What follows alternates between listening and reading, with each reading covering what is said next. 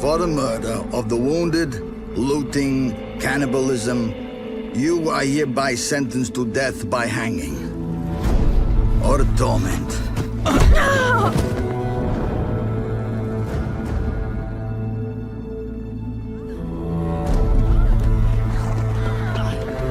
Don't meddle. Take the reward and let's go. Help me! Knew you witches wouldn't scorn imperial gold. Tough hunt. Tougher than yours, that's certain. Evil is evil. Lesser, greater, middling, makes no difference. Can't fit me. Bring her down. Do it my way. You like that, you bitch? Get the hammer. Kick her teeth in. The degree is arbitrary, the definition's blurred. If I'm to choose between one evil and another, I'd rather not choose at all. Just make it quick, Geralt. What the?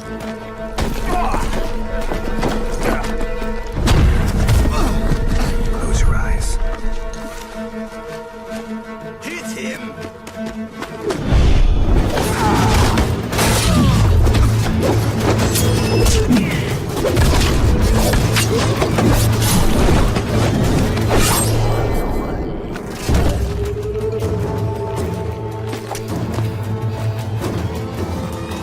What are you doing? Killing monsters.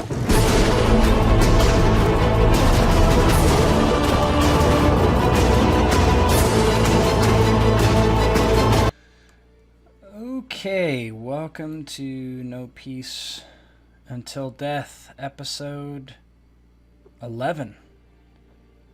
Here we go. Witchers. Witchers are scum. Witchers are mutants. Witchers are monster hunters. Witchers are killers. There were few of them now. Some had died in pursuit of their craft. Their numbers had never been great. The trial of grasses killed 6 out of 10, and wars, disputes, or monsters did the rest. Witchers were perfect fighting machines, but no man is invincible, not even these mutants. Dryden was living proof. His cloak and hood were a ruin, burned holes and torn fabric barely covered armor that was fraying from burnt leather and cord. Metal was warped and blackened from some calamity. Dryden's skin was pink and looked painfully uncomfortable. His head was haphazardly shaven, exposing the same bright new flesh. He had last seen Oiri near Dryden, traveling north, and she was safe for the moment. He had gone on his way, still broke, so broke, even repairing his weapons and armors was beyond his means. And that was why no favors for friends or even retribution was worth it. Life was killing things, making money, and spending it. It was a vicious cycle. It was a cycle Dryden was traveling, but hopefully the lure of reward for this job in Citrus would help him get ahead. Nicholas had many years behind him, gifted with unnaturally long life from the trial of grasses that he survived over 7 decades ago. The Witcher finally found his feet again and put them to traveling and looking for work. And so it was happenstance that both Witchers found themselves upon the same lane, traveling to the same estate, looking for the same job. Lucrative opportunity for a Witcher. Call on the Carnifax estate. Day or night. Urgent need. It was well known that the Carnifax estate was a large vineyard, making the majority of Sidarian wine. The master must be wealthy and powerful, and wealthy. The birds chirped happily and sun was high in the sky, beating away the spring dew that formed over the vegetation and spread out on both sides of the lane, heading between countless rows of vines and grapes. There were various checkpoints along the way, guards that allowed the passage of one person or another, supplies on wagons, and influential buyers. Witchers were given a cautious and disapproving glare, but allowed to pass. That was until they got closer to the estate house, And that was where Dryden and Nicholas are surprised to find each other waiting to claim the same job. There as well is the man that is tasked with making this job a success. He's the foreman of these grounds, Demian. He sees these two witchers approach, and I will let you guys get started with your roleplay.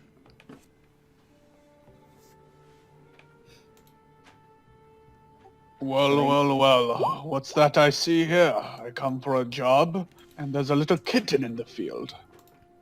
Which kitten might that be? And Dragon looks at the man across from, him on the path, and he just kind of stops. With the sunlight shining down on him, he looks to his left, to his right. He turns around and looks behind him. You, sir, are you talking to me?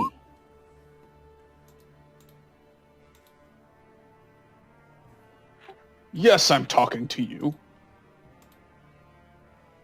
And Dragon looks over his shoulder again, looks Nicholas up and down just a little bit, takes a step forward towards him, and then starts walking on the path towards the estate. Then looks back, expecting Nicholas to walk with him.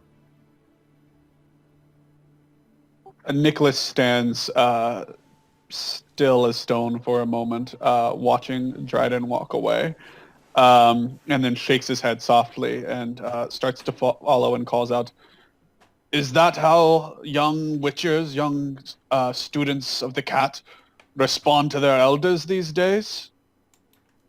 I would recognize that walk anywhere, the grace, the light foot.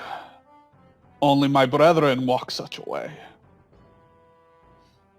And when he says that, Dryden stops.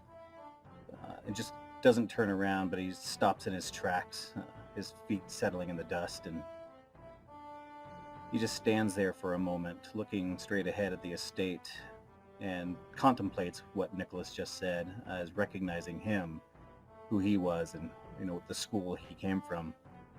And then Dryden finally, slowly turns around to his left and faces Nicholas and looks at him again.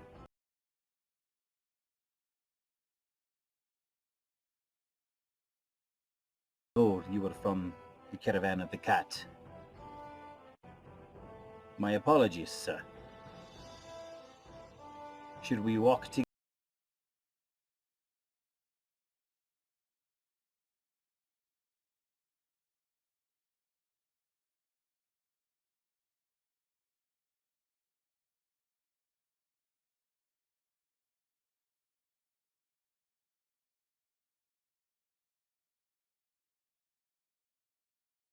Out of character, I don't have the name of the person I studied under.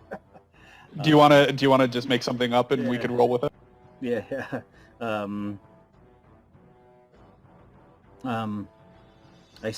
I studied under Gerhardt. He was my Gerhardt. Yes. That sadistic bastard. I used to whip his ass all over the training yard when the caravan would stop.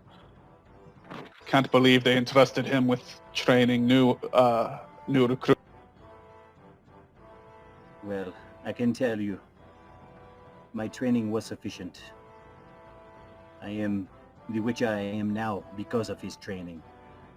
I won't have you speak ill of his name. Yes, he was a bastard. Yes, he was vicious and violent. But I am only here now because of his training. So the next time you speak his name, let it be in goodwill, and not of ill will. Otherwise, we shall have a problem between us.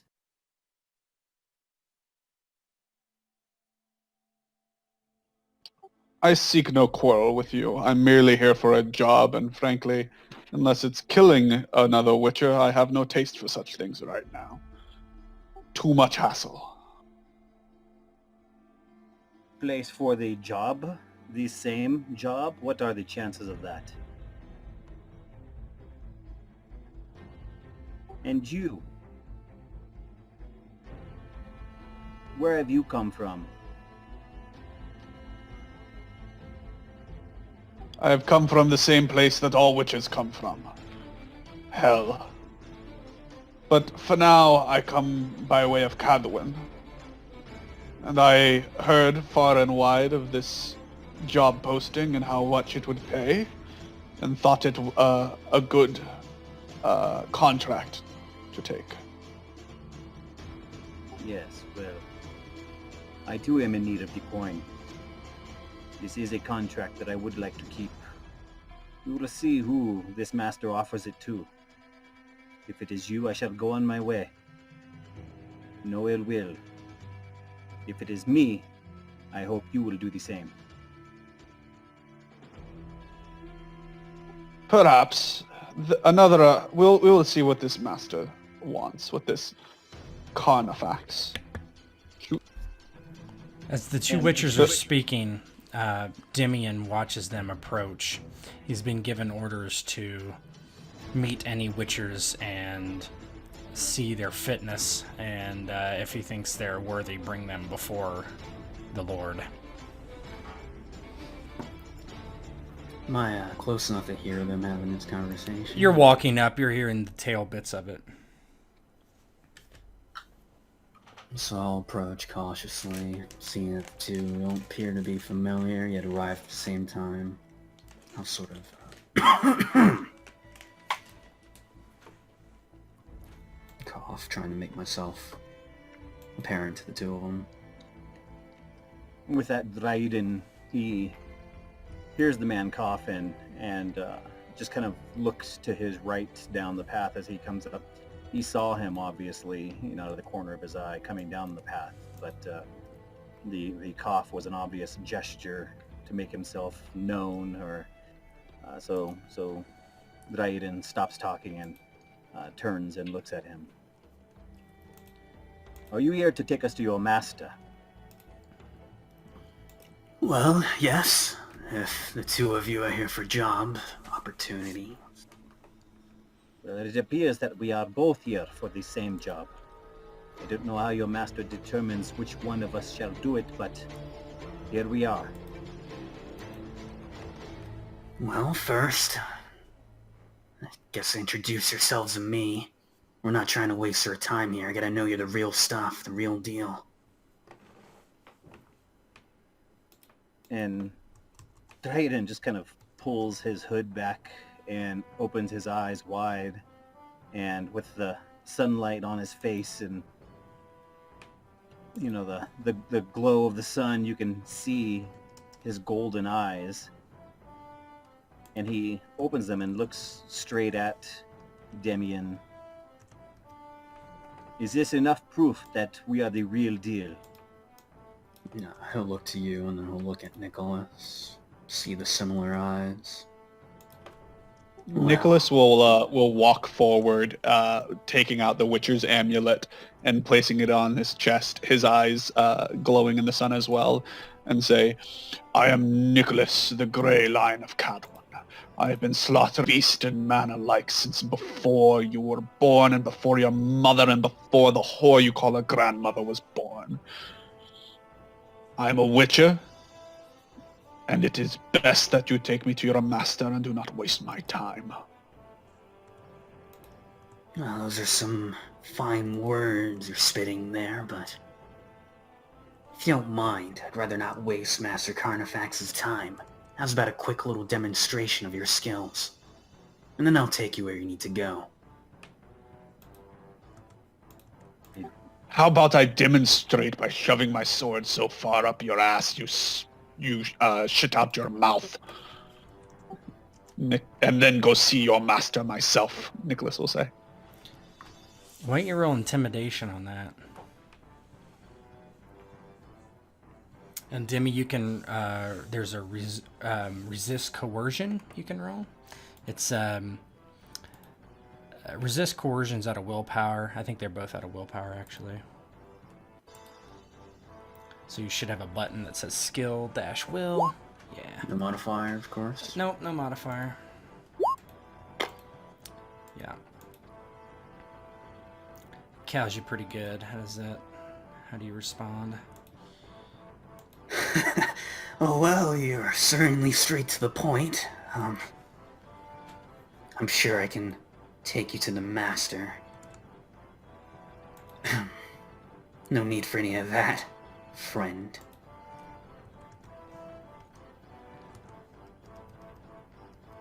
And Raiden just looks at the exchange, watches it, kind of gives a curt nod of his head as Demian says that he'll take us to the master, and prepares to walk down the path with Demian and Nicholas. Nicholas follows Dimian and falls into step alongside Drayden. Kind of looks him over and says, "Rough hunting lately? You look like you've seen better days." And then he kicks up a little dust as he's walking, and he pulls his scorched hood with little burnt ends on it back up over his head. You know, as Nicholas comments on his appearance, he pulls the hood down over his eyes to keep the sun out. Ah, yes. I did come across a fairly formidable opponent recently. The fire was bright, but he was bested. And he, of course, doesn't go into details. Aye.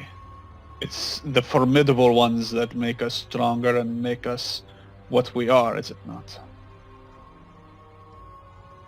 Sometimes I feel all I am these days is a collection of scars. Yes, well, my collection is growing, year by year, getting larger.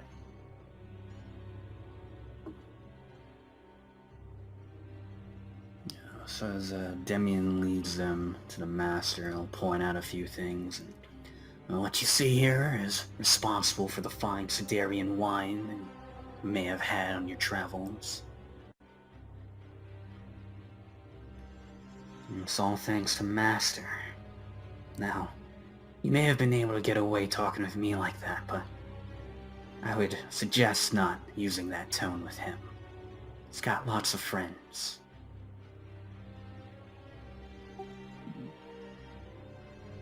Tell us of your master. Now, what is there to say? He pays well, he's a man of his word. Stern, yet... I don't know how to describe it. And what use does he have for witches? Well, I'm sure he'd like to explain that to you, though no, it's urgent. All aid is necessary at this time. Dryden gently puts his hand on the pommel of his sword as they're walking. And your master, how has he come across his wealth? It can't simply be these fields. He had to have money to till these fields, to grow this fruit. Where is his money from? Don't know if I can say. Probably inherited from his family. Nah, I put my money on that. You know how it goes. Well then, and his family? Who are they? Where did they get their money? I'm sure you can ask him that yourself. Very well, I will. And Dryden just kind of keeps his hand resting on the pommel of his sword as they walk up to the estate. You get closer to the estate. You pass under this archway. There's men walking to and fro, carrying barrels, pushing barrels, carrying baskets, and essentially moving about and doing the daily work of what you would see on a plantation. As you get closer, there's a set of guards before the door. One nods in Dimian's direction. "Are these the Witchers?" he asks. That'd be them. And sort of nod my head towards them.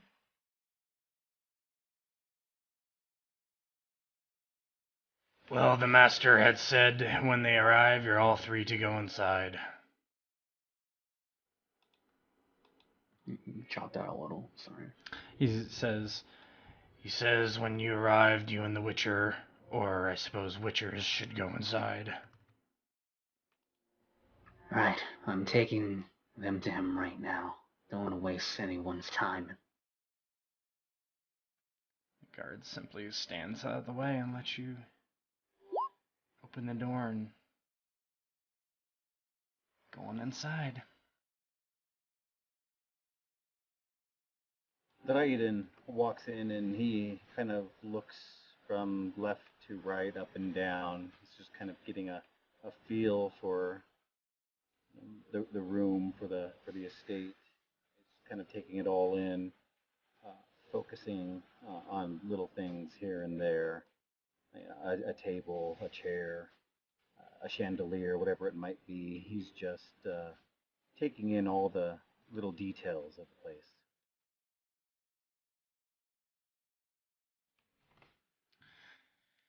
You enter through a circular foyer. There's a large chandelier hanging above your head. There's many works of art hanging on the walls, mostly beautiful scenery, pictures, a lot of the actual estate from different vantages, painted with an expert hand. Art connoisseur, but it's clear that it's well done. The tapestries are red and flowing, red and gold bordered. Obviously very expensive. Dimian knows that down the hallway, the master, Ellen Carnifax, is waiting. As you head down the hallway, there's more of the same. Low-hanging chandeliers, images on the wall, stuffed, hunted animals.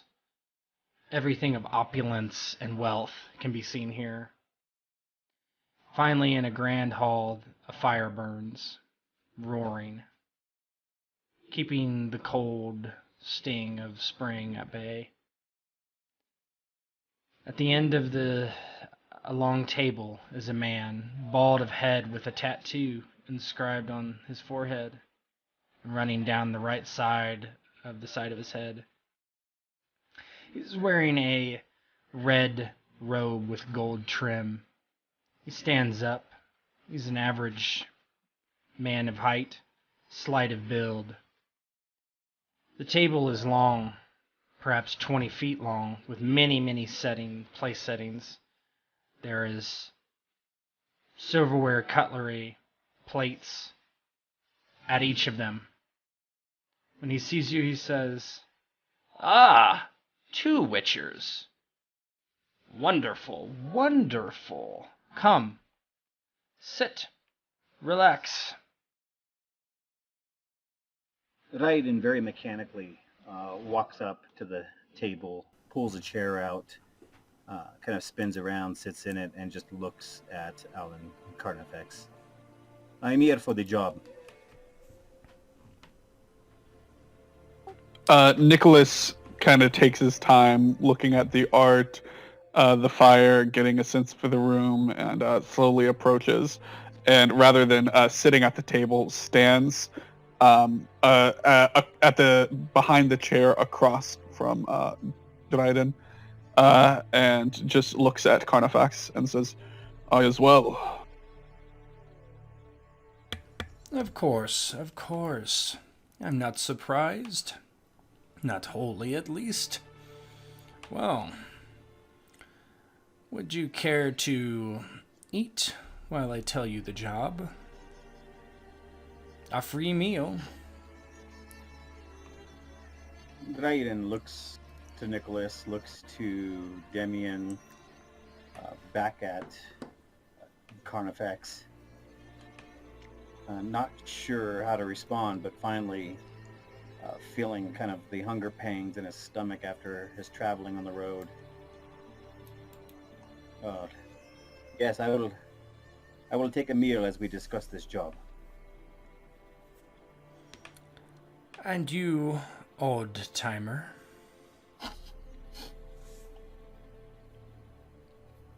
Is there food on the table already? No, there's nothing on the table yet. Nicholas kind of tilts his head to one side and says, "Even a witcher must eat." Carnifex nods and then waves for Demian to sit down as well. He snaps his fingers, and as he does, a slew of servants bring out what looks like a freshly prepared meal. A large chicken, many loaves of bread, cheeses, wines. Certainly the best meal that you've eaten in perhaps years or maybe ever. Can Nicholas do a detection, or what is it? Deduction. Deduction, to see if anything's wrong with the food? Sure. I mean, you can take a bite and then maybe figure it out, but... Well, I imagine, he'd sniff it first, kind of look it over, take a bite, mull it around in his mouth. Sure, go ahead. Sure.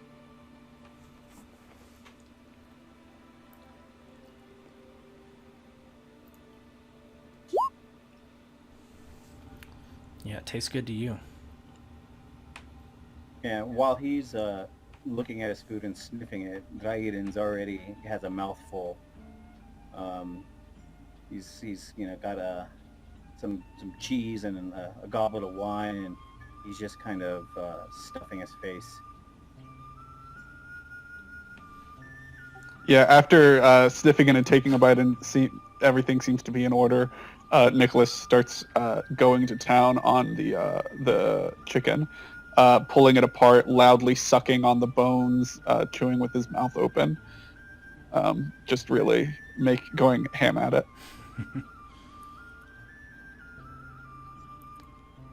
Demian, make sure you eat as well, son. Of course, sir. No, just, as much etiquette as I know, eat the meal. Trying to disturb anyone. So what problem do you have requiring of a witcher? Witchers kill monsters, do they not? Among other things. I'll keep that in mind, but for now, what I am looking for is the recovery of an ancient family heirloom.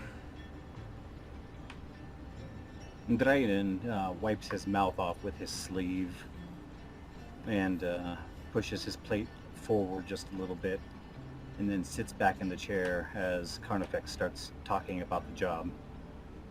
He sits back in his chair, pulls his hood back, and just says, "Go on. What is this heirloom that you need recovered?" Well, it was my grandfather's necklace. He pushes a piece of paper out of his sleeve and kind of tosses it down the table towards you. When you inspect it, it is a circle that does not intersect. And so it continues to spiral until it just looks like, a spiral. It looks like that, or something like it. And you say a monster as your amulet?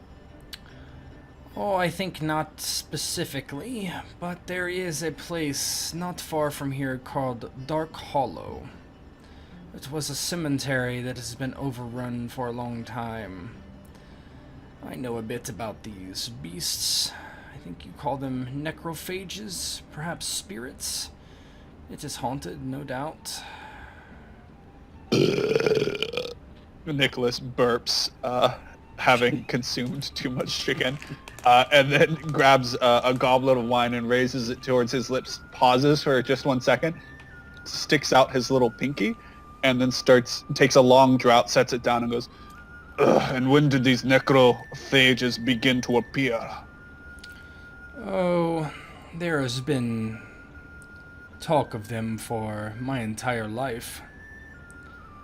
So for quite some time. It is why no one has already reclaimed this amulet of mine.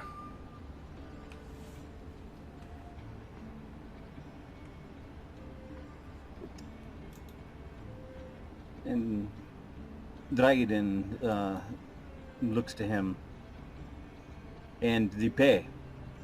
What is it that you will pay to recover this amulet? Well, 2 witches? He thinks.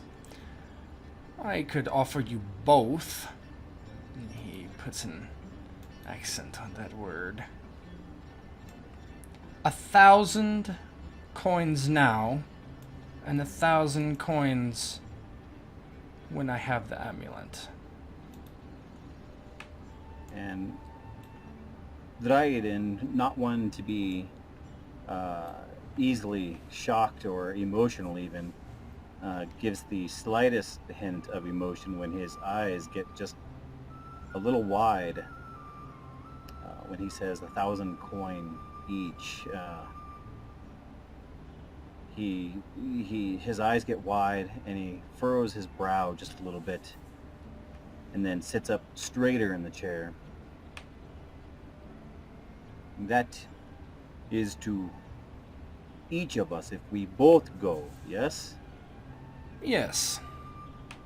I see no reason to cast one of you aside when both of you can perhaps work together to make this a certain success. 1 witcher is good. 2 witchers are better. Dryden, he slowly turns and looks at Nicholas. As he turns, he sees that Nicholas was already staring right at him while gnawing on the bone, like the leg bone of the chicken. Yeah, and Dryden looks at him and just says, "Do you think we could work together?" Taking the bone out of his mouth, he takes another swig of wine, and all the while maintaining eye contact with you, and says, "I'm not opposed to it. Been a while since I've hunted with another. Could be interesting." Dryden slowly turns his head back around and meets eyes with Carnifex. "Well then, it looks like you have the benefit of having 2 witchers for your job." That is wonderful. Just wonderful. Dimian knows where this place is. He can lead you there. He's going to lead us there. We don't need to babysit some pup. If he dies, that is on me and him. You'll have a hard time falling Dark Hollow otherwise.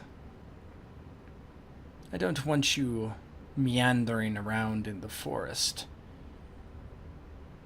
I want this back, and I want it back now. If you want the money, you'll take him with you. Dryden grabs the cup and finishes off the wine that's inside. Swipes the last piece of food out of his plate and puts it in his mouth. Kind of chomps on it just a little bit. Shakes his head in the affirmative, nodding. Very well, Damian. Lucky for you, you will have 2 Witcher bodyguards. You will lead us. The sooner the better. I'll be sure not to disappoint. Nicholas stands up and reaches to the center of the table and actually grabs the wine skin or the wine bottle, whichever It would be is. a bottle, yeah. Okay, the wine bottle that they had been pouring out of, and like takes it like he's gonna walk away with it and goes, Lord Carnifax, a question for my curiosity. What is so special about this amulet? He looks back at you and says, family bonds. It is an heirloom, as I said. Nicholas shrugs and just says, it's your coin, and starts drinking straight from the bottle. Come on, kitten, and little pup. Let's make way. And starts walking towards the exit. Dryden just raises an eyebrow when he says that and looks back at Carnifex, nods. We will retrieve your amulet and bring it back here. And we will try, and this is when he looks over at Demian. We will try to keep your man alive, but no promises there. And then he turns and walks out. Carnifex looks over to Demian. Be careful. Make sure that they are on task and they find the amulet. Of course, sir. I'll be sure to keep them in line. Wonderful. Well then, I will see you when you return. Damien will nod at that and get up and prepare to head off. You exit the state and walk down the path. Demian takes you along a side trail that cuts in between two fields of wine, and then you slowly make your way down a hill, and then you see an expansive woodland in front of you.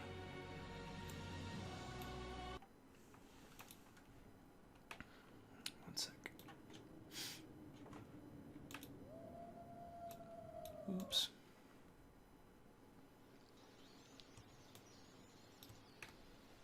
You guys can roleplay your trip there if you want. Can I go ahead and roll a Witcher training to see what I know, like anything about what was it, necrophages? Yeah, that's exactly what I was gonna do. Sure, yeah, go ahead, both of you. And that's under which one? That's professional training. Professional training. That's that tab. It's not a button. Oh, okay. So go into. I need to make buttons from all. Oh, it's intelligence, right? Witcher training, I believe it is that up intelligence. Yes, it is. Okay, I forgot to add that to mine, so mine should be mine should be 19. Okay, give me a That's second. not monster lore, is that? Yeah, that's the same thing. Yeah, you could do monster lore if you got some. Witcher training is used in place of monster lore for Witchers, though. How appropriate. Yeah, 'cause it's usually better. Well, so both of you got 18 and 19. Well, number one, necrophage oil is what most necrophages are susceptible to. You know that things that include necrophages are ghouls, grave hags, those two particularly, drowners, although drowners don't seem to apply because there doesn't seem to be any water nearby. Yeah, they enjoy feasting on dead bodies. They're prevalent in places like graveyards and battlefields, old battlefields.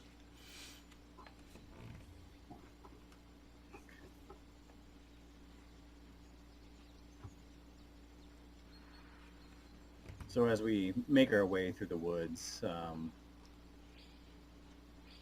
Dryden looks over to Nicholas.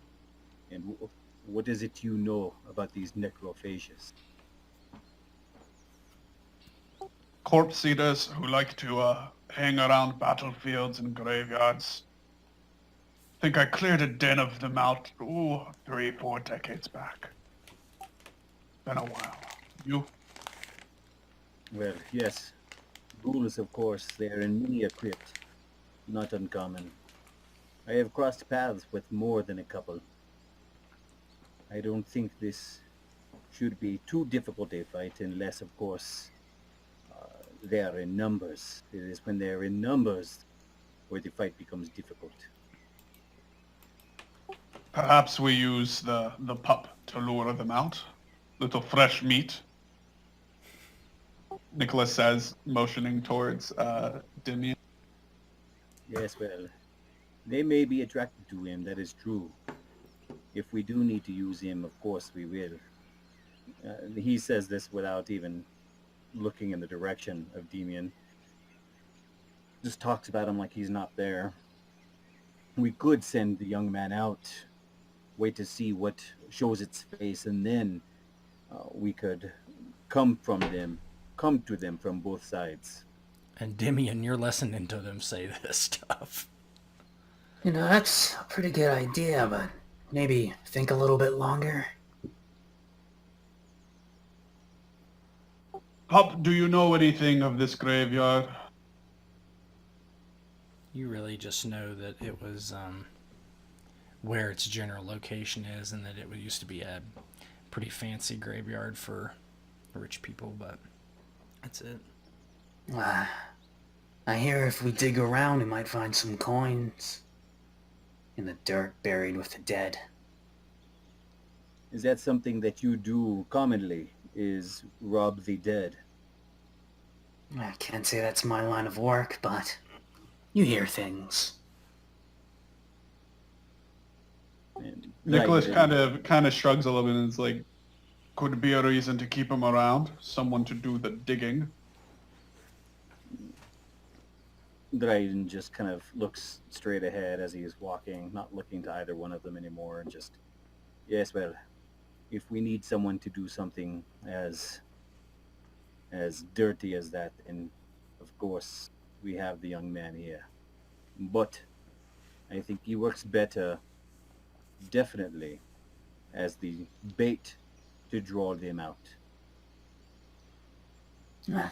Agreed. Does it have to be human? Can't we just kill like a bird or something? If you fear for your life, we could just take an arm or a leg. Your choice. Well, then maybe your left arm will do.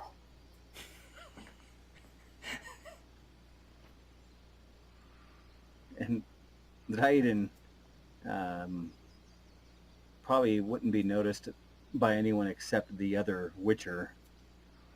Gets a slight grin in the corner of his mouth when Demian says that.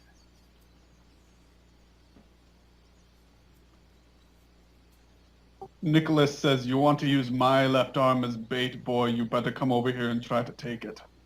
See how that goes. I'd rather no one lose an arm, but it was your idea, right? Dryden looks at Nicholas now, finally, and it is of no use to us to antagonize this boy. If we are going to use him, we need him to cooperate with us. Antagonizing him into a fight so that you can cut him down does us no good now. Leave him be. Let's finish this job, get our coin, and we could both be on our way. Hey, I know, Dryden. Just having a little sport.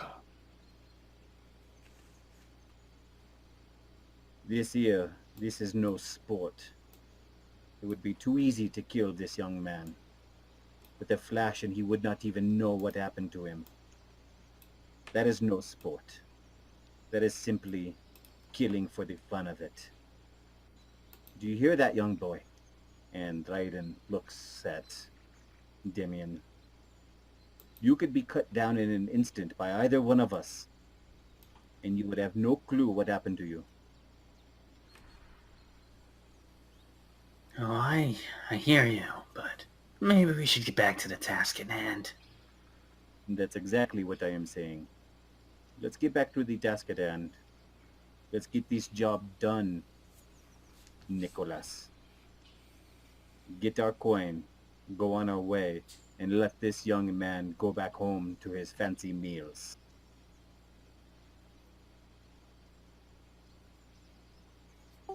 Hey, kitten. Boy, you think your master will feed us again like that at the end? Well, I'm sure if I put in a good word for you once I return safely, yeah. Well, there you go. Even more reason that we should return him safely. Leave his arms intact. He will need them to eat his feast. You keep your arms for now, boy.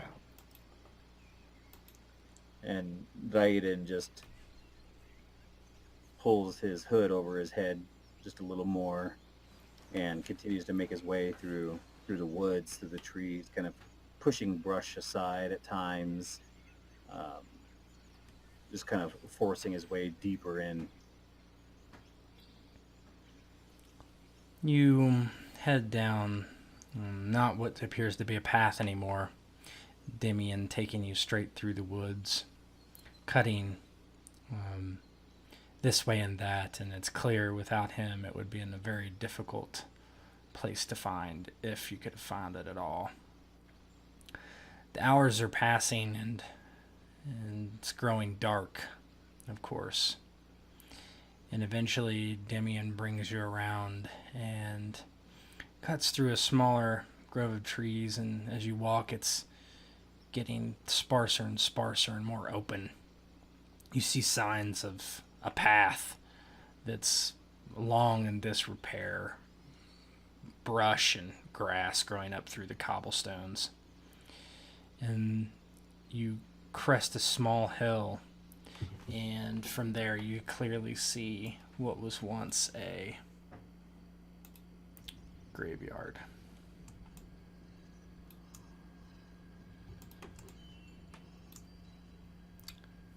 One sec. Yeah, I have no sight. Yeah, Yep, I was I know. Oh, okay. I know what the problem is. Gotcha. There we go. Hello, darkness, my old friend.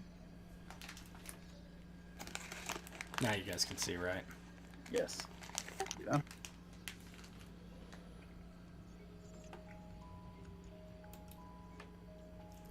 Is Dryden and Nicholas's medallions, are they vibrating or glowing? They're vibrating very faintly.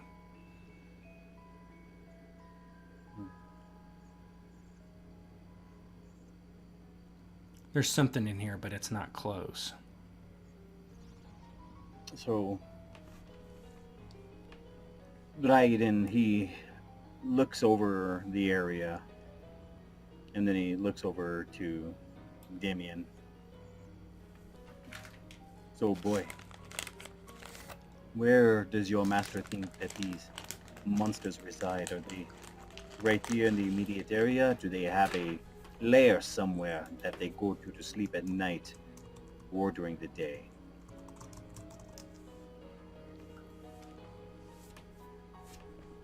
Do you know, boy? One sec. He never really said anything, but aren't you Witchers pretty good at hunting? Tracking? Yes, we are good at hunting and tracking, but information is always useful. I think you could understand that, yes? Oh, don't get me wrong, I understand, but it's just... Master Carnifax never mentioned it. I assumed you were here to help. You were here to show us around. If you can't do that, well then thank you for bringing us here. We will simply use you as bait now if you do not mind. What exactly does that entail, if you don't mind me asking? Well, if you could start walking out into that graveyard, we will watch and see what happens. Does that sound like a plan?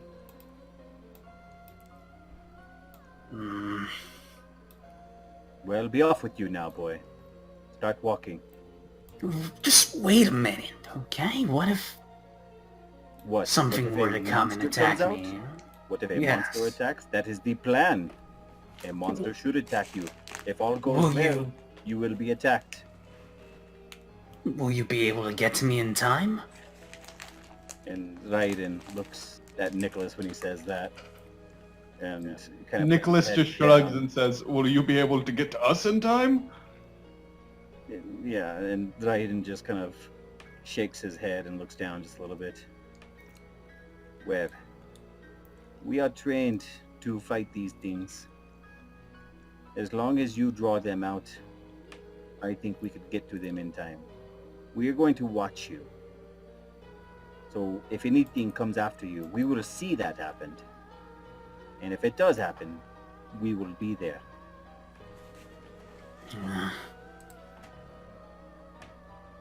Fine. But how's about this? Since I am contributing to this job, throw a few coins my way once it's over. Does your master not pay you enough? Well, he does, but this isn't exactly a part of my job. Not normal duties.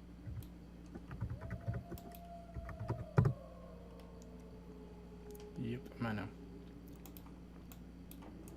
Well then, Boy, understand me. I'd rather butcher you and use your corpse as bait than share my coin with you. It's your choice which path we go down.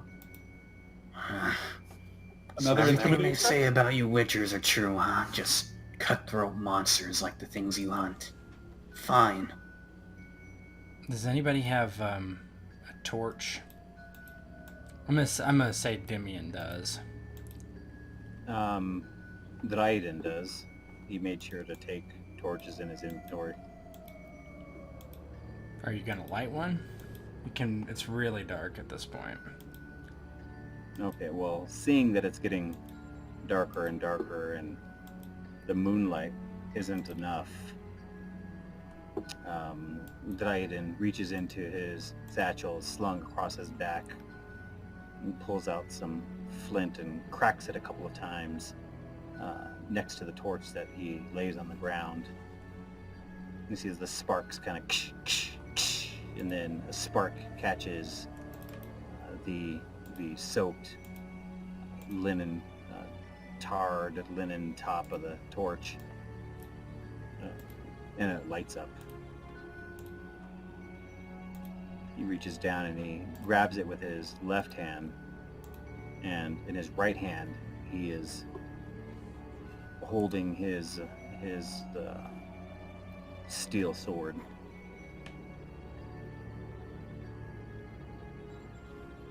Right, okay. And I also have a sword, so I'm gonna pull that out. Start walking forward. Yeah, go ahead. Well Oh. then, And we will watch you from here. Start walking. I'll very slowly, possibly my hands are shaking, you can see my sword. I'll call out as I'm walking forward. Anyone out there? Hello? You don't hear anything besides insects and the distant howling of wolves. Nothing comes and attacks you. You look over to your right and you see there's stairs down to some crypt. I'll avoid that for now. We'll stay outside. Just keep walking forward. I can't really see anything, so... Yeah, you're walking around in the dark at this point, unless you did you get your torch out or? Yeah, I can wield the sword with one hand, right? Yeah, sure. Not that it probably matters, sure. Okay. Those trees? Yep. Let's keep moving forward. Keep yelling. Hello? Nothing's coming out. As he does that, Nicholas is going to walk over towards that crypt and just kind of look down the stairs. Maybe roll an awareness check to see if like there's any markings or anything. Sure, go ahead.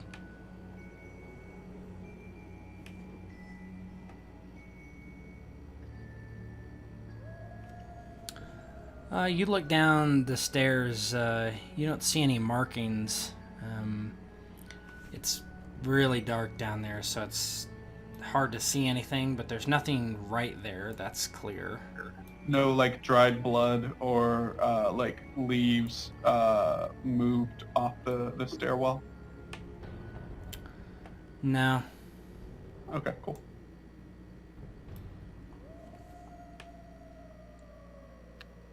Yeah, and Dryden is just kind of slowly creeping forward to keep space between him and Dimian, and continues to kind of follow behind him, but from a distance, and just watching where he steps, where he goes, just barely able to see a silhouette of him in the distance, eyes kind of squinted, trying to take in as much, trying to focus as much as he can on where Demian is and what he's doing, but staying within that kind of visual range of him so that he can see what's happening. The only reason it has it is in this.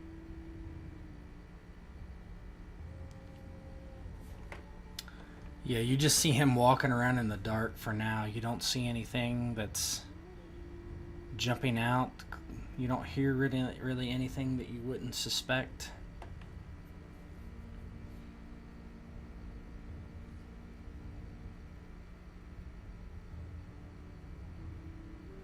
And Dimian, as you're passing various crypts, both above ground and below ground.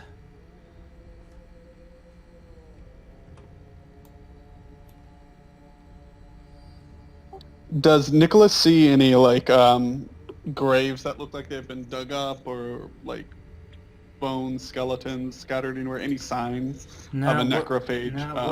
Not really. What you see on the map is what you see.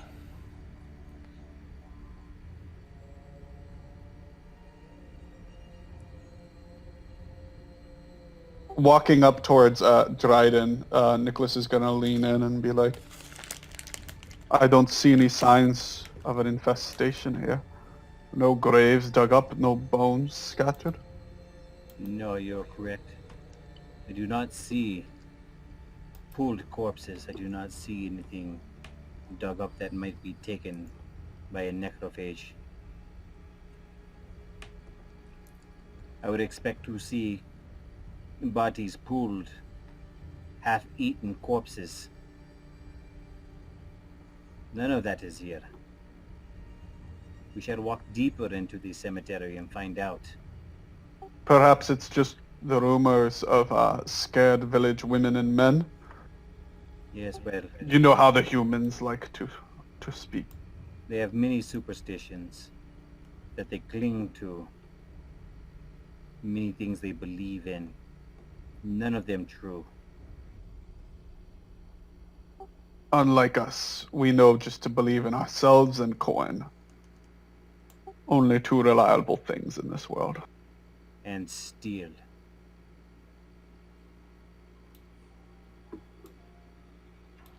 Yeah, that's just another way out of the cemetery. You're walking around the cemetery and you don't see anything out here of particular interest. After Demian kind of makes the round of the cemetery, Dryden, he's walking, through this area right here, He has a torch in his left hand and his sword in his right hand. He's looking down at some of the gravestones, then he looks at some of the crypts. And then he starts walking to the crypt, looks them up and down, archway, side to side, looks up at the night, and then looks down at the door. And he starts looking for entrances in these crypts. Yep. That crypt has a small door, and the door is open already, with the door broken half off. And you see, it looks like inside there's stained glass windows, some partially broken out with glass all over the floor. And then there's a stairway that heads down in that crypt. And Dryden, he puts his torch inside and looks, and he sees the stairway, looks back at Nicholas, then he looks over at Demian. Boy, come here. What? You wanted to earn coin? Well, now is your chance to earn coin. Go down those stairs.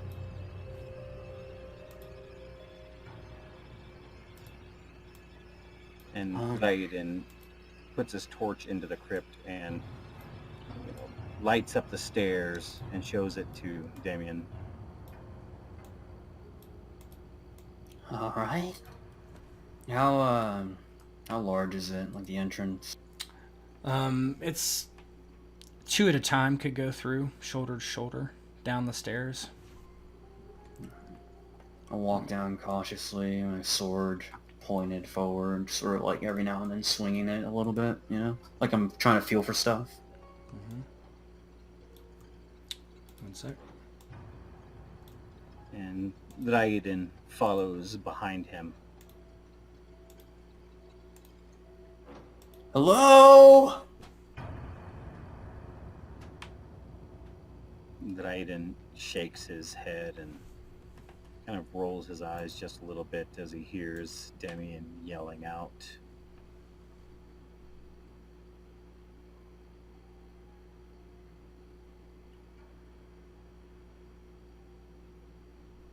Inside you see bones scattered in various places on the floor.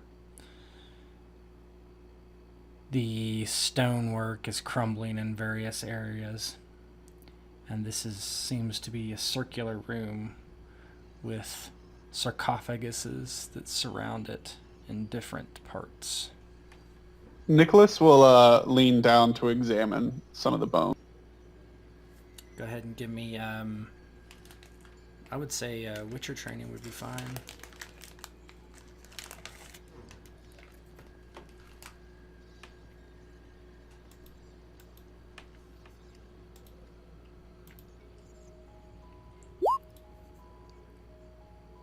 Oof. Go ahead and roll your fumble. Do I just roll another d10 or? No, good. There's a critical fumble button. It's right after your initiative. It says crit plus fumble. There you go. It's a d10 essentially, but Yeah, I gotcha. yeah, you don't see anything of interest. Yeah, just bones. Is my amulet doing anything right now? Yeah, it's maybe a little bit more than when you were walking around outside, just kind of buzzing a little bit. Dryden, feeling the difference in his amulet now, a slightly more intense vibration against his chest, almost like a buzzing almost against his chest. He takes his steel sword and slowly, as he's holding the torch up in his left hand, shining it around the room, looking at everything, taking in the details, sheathes his steel sword and reaches for his silver sword, pulls it out and has it in his right hand. Nicholas is also going to draw his silver sword, just to be prepared.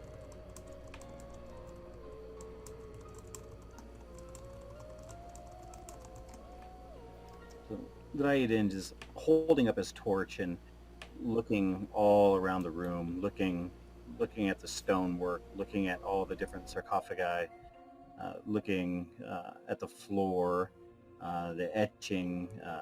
He's just kind of trying to, like I said, take in all the details of everything to get an idea of this place, this setting, while they're kind of searching it out. He knows he's here to find the amulet that was that belongs to Mr. Carnifex, but he at the same time, it almost like he has a slight wonder or awe about these old crypts, and he's just kind of taking in the whole scene. Nicholas is going to start looking at the sarcophaguses and looking for names or inscriptions of any kind. Do you have any light source? He's going to pull Dimian along with him. He can't.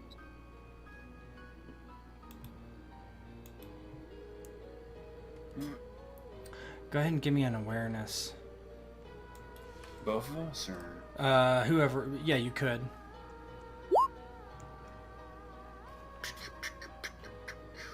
what's awareness? I'm seeing on the. It should be under. I believe it's under intelligence.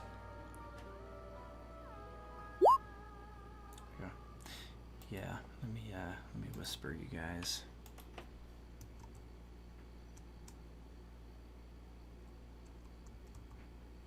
I'll just say it because who cares?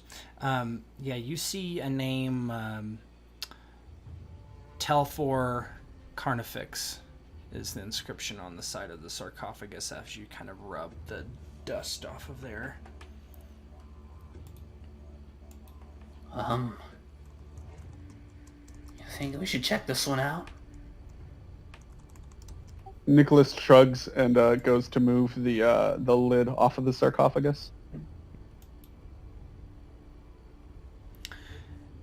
You push the lid off and boom, falls off the side. You see a pile of skeletons inside with various jewelry on, but you don't see what was described to you. With that, Nicholas is still gonna start taking and pocketing the jewelry. Yep. with that scraping and the crash of the lid of the sarcophagus, Dryden, his head spins around as soon as he hears the scraping of the stone, and then as the crash, he quickly makes his way over there. What are you doing? What is it that you are doing here? We are Looking- here for a Looking job. for and the job is to recover an amulet. I was looking for the amulet. Looking for the amulet in a sarcophagus. Where else are you going to find an amulet on a dead relative? We are not here as grave robbers.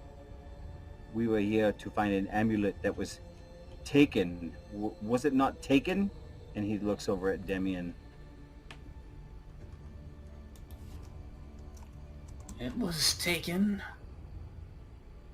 So there is no reason it would be inside a sarcophagus. It was not taken by a dead man. Let me interject there. He did not necessarily say it was taken. He just said it was here.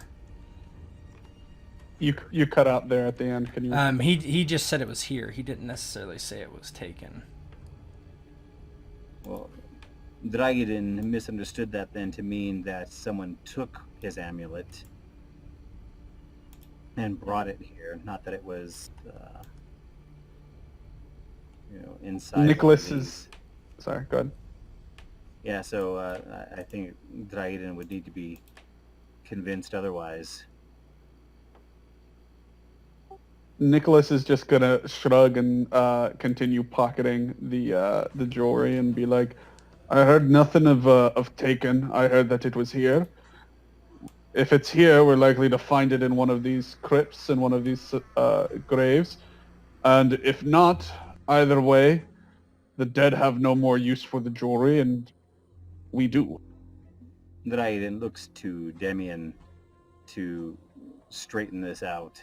What was the amulet taken, or did he just say it was here somewhere? The master just said we could find it here. So, he sent us here to be grave robbers. Well, that's not necessarily true. Maybe it was taken. Maybe he just wasn't clear enough. Yes, but it's absolutely true that he was not clear enough. And here we are now, in this crypt with his name on it, looking for an amulet that might be inside one of these mini sarcophagi. So now what? We are to Now empty all you of them? get to work and start looking through the sarcophagi till we find it. He did mention that it was his grandfather's amulet, so maybe we should be looking for that. What is his grandfather's name? If I recall, his grandfather's name was... It's on the tip of my tongue.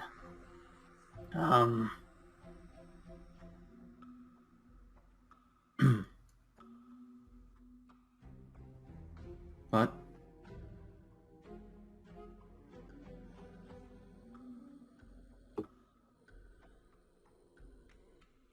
Well, whether it's... Maybe you could roll just education for it as like general knowledge.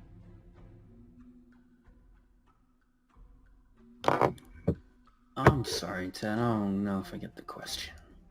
No, did he actually say it was his grandfather's? Yeah. Okay. Well then, we need to know his grandfather's name, and then look at the names of all these sarcophagi. Find that one and desecrate that one and only that one. There is no need to desecrate all these graves. Well, I don't think I know his grandfather's name, but at least we can rule out all the women.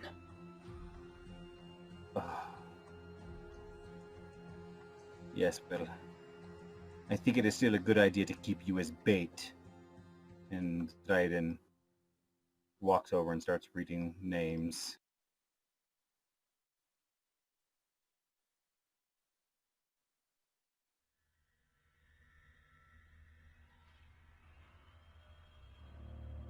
I'm sorry, that one is a male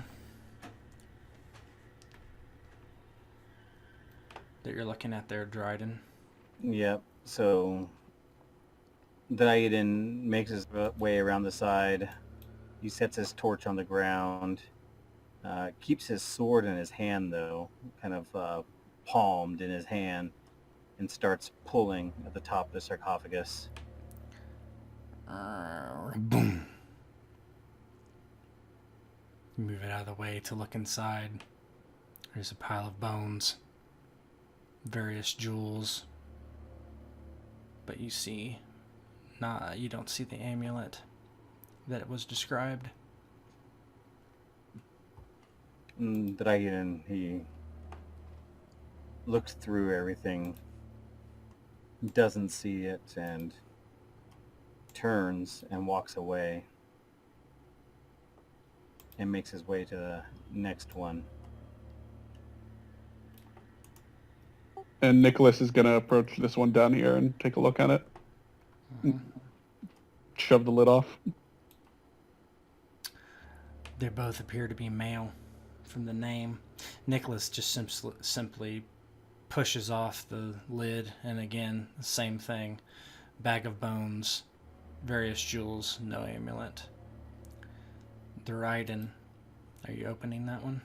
I am, yes. He kind of palms his sword again and starts pushing at the edge of the sarcophagus, and as the stone just kind of scrapes against stone, he pushes it off to the side. Same thing for both of them. Jewels, no amulet. Nicholas is going to move to the next one. And we just kind of keep leapfrogging each other as we move along, looking at... And Nicholas is going to keep dragging Demian along with him. Like every time he moves, he just like grabs Demian's arm and drags him. Yeah, they both are male. No amulet in either of them.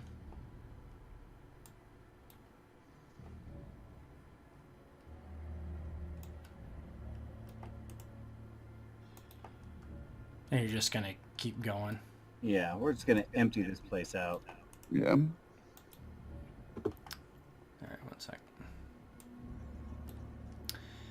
Nicholas, you open the sarcophagus, and same thing for you. Dryden, you push the sarcophagus lid open just enough that you can see the head of whoever was in there. You see exactly what you're looking for, strapped around, well, more or less, the spine, and the amulet sits on a very old piece of cloth that's rotted. Dryden, he looks at it and his eyes get wide. He grips his sword just a little tighter, and he kind of stops and slowly steps back just a little bit.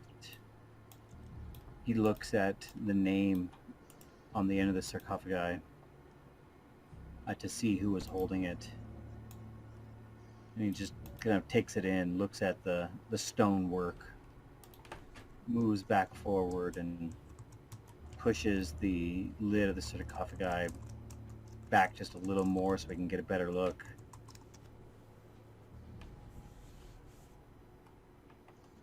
And then he turns his head to the right just a little bit, and he grips his sword just a little tighter, holds up the torch, and walks in, and he looks down at the amulet, sets his torch down on the lid. That's the half pushed aside lid. Hasn't hit the floor yet, still hanging on to the sarcophagus, and reaches in slowly and slips his fingers under the amulet, kind of letting it fall into the palm of his hand. As it falls into the palm of his hand, he gently starts pulling up on it. And as he pulls up on it, the bones underneath that it was attached to kind of just crumble and give way. And he holds it up, and he just says, Nicholas, Damien, come here. What did you find? And he grabs the amulet, and then at the same time, it looks down at his chest, feeling the vibration on his chest, and quickly turns and looks at Nicholas, eyes wide. Look at the nameplate. And he pulls his silver sword, drops his torch at his feet, and starts turning and looking around the room. Nicholas looks at the nameplate. What does it say again? It says this name.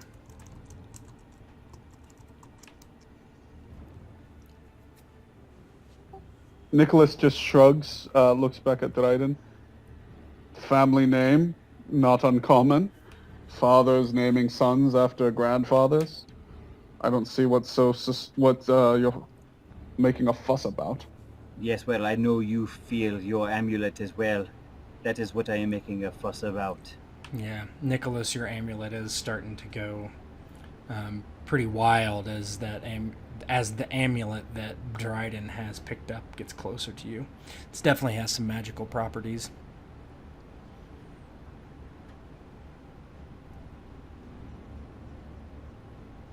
Can I do Witcher training or deduction or anything to try and like figure out any magical properties it has? Yeah, you wouldn't know that. Okay, yeah, worth asking. Yep. And Dryden, he takes the amulet and he secures it in his satchel around his shoulder. And then he looks over to Damien and Nicholas and says, we must leave this place immediately.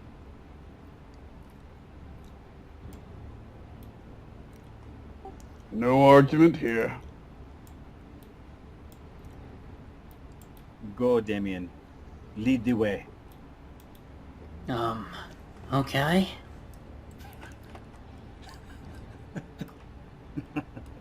Go, Canary. Yeah. I got the black lung pop. Alright. You begin to climb the stairs out. One second.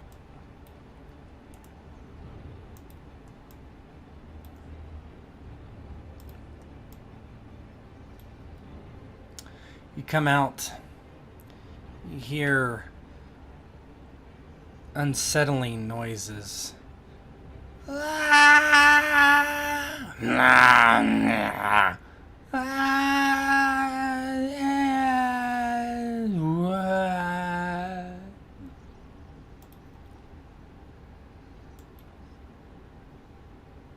What direction are the noises coming from?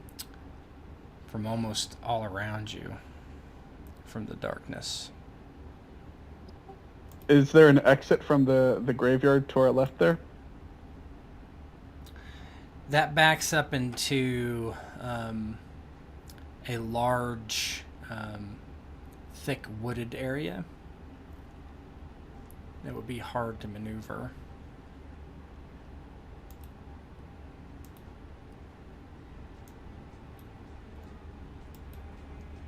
Your amulets are going pretty loudly now. As we reach the top of the stairs, Nicholas is going to raise a fist in the air and motion for silence, and is going to lean down and try and start sneaking back towards the exit. Which would be north of you. In the periphery of your vision, you see a ghoul. And then another ghoul you see rounding the crypt.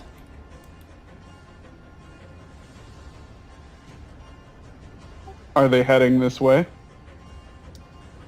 Yeah, they're coming in your direction, but they're being slow about it. And Dryden grabs Damien and pushes him back down into the steps. Back down here is more defendable. Back down, back down. What? And starts Sort of pushing being him shoved back around. into the crypt and back down the steps. Okay. Nicholas will follow. Alright, let's see.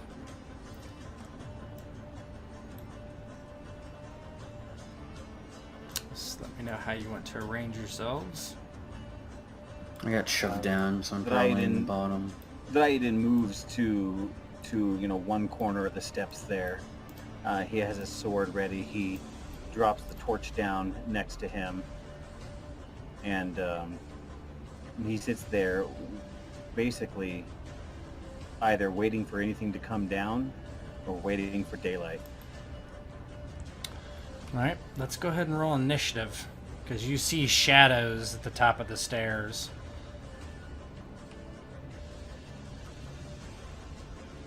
Oof. Wow, a one. Oof, also a 1. Dang. My boy. Fucking Witchers are overrated, man.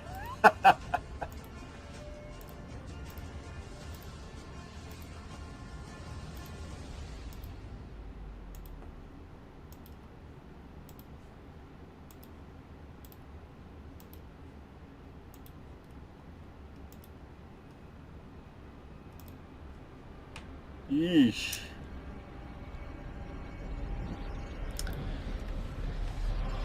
Demian, what do you do as you see something at the top of the stairs, but it's too dark to see exactly what it is? Since you probably don't know the system, you can just kind of tell me kind of what you want to do, and we can go from there. It's fine. So I've got a crossbow. I'd like to, pull Yep. that out. Okay. And if I can shoot, I want to shoot. If I can, I want to prepare to shoot.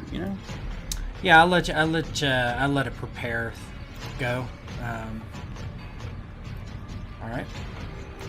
I'll move back as far as I can too. I don't Yep. wanna What is your speed? It should say on your character sheet.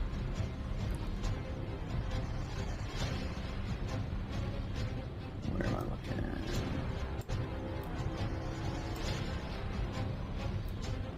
at? It should be in your attributes.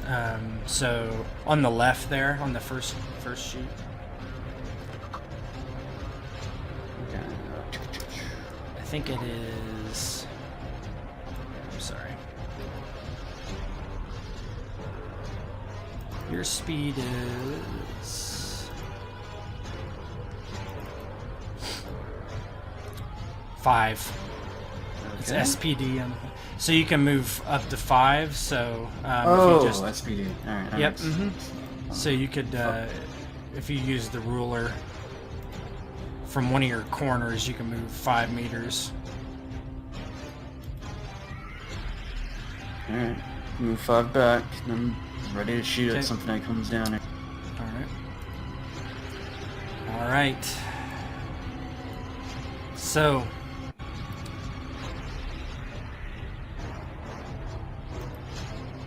coming down, you see this ghostly apparition that begins to float down the stairs. What do you do? Oh, that's terrifying. I'm gonna loose a shot. I don't know if it'll work, but All right, go ahead. You should have a button for. I think I put short bow, but I think it's crossbow. Whatever it is.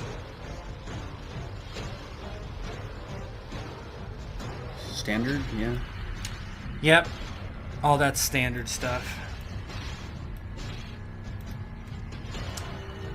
There's drop downs for like what your weapon you want to use.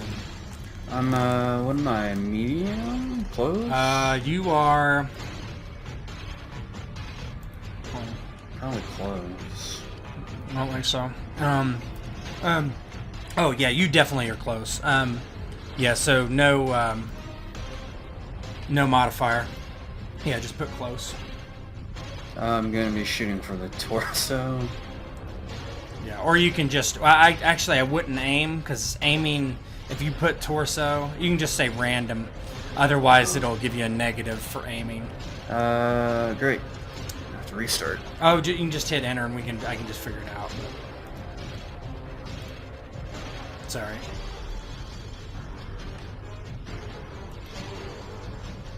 And then bright light, no vision, terrain. You're okay. You can see. Go ahead and roll. Go ahead and roll. Okay, so the second button on your thing should say crit plus fumble. Roll that. Yep. All right, 9. Yeah, just twang, and it bounces off the side of the wall, doing nothing. Actually, let's use the fumble roll. Why not? Ends bad. 2. Okay, you're fine. Oh. Yep, and so you can use a second action to reload your crossbow if you want. Dope. It just costs 3 stamina. Sure. Okay. Okay, so you're loaded. This thing immediately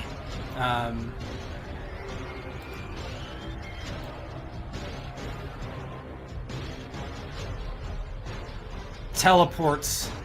Just it disappears and then shows up right next to Nicholas and Dryden. And is it within 1 meter? Let's find out. Nah. So it just and stops right there. What would have happened if it was within 1 meter? It would have attacked. Oh, okay. Yeah. So it just comes down the stairs quickly. Following it, you see something else at the top of the stairs. But it does not come down quite yet. You just hear this banshee type scream at the top there. Nicholas, you're up. Nicholas is going to step forward.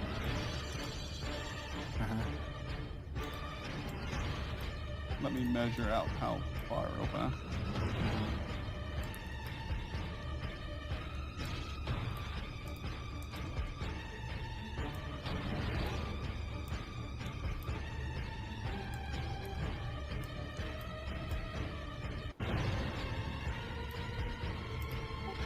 And he's going to cast Eordan. And spend 2 stamina. 2 stamina for Eordan.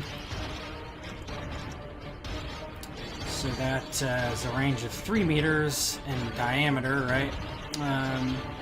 Is it right? Yeah, that's right. Okay, so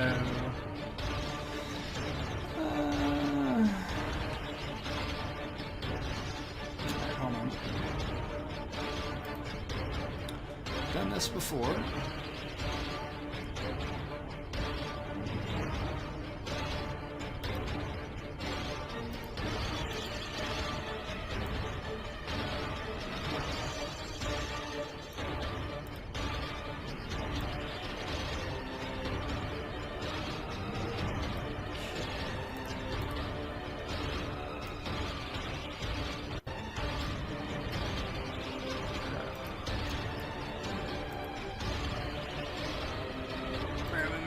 I think you could do like the draw shape thing. You could do.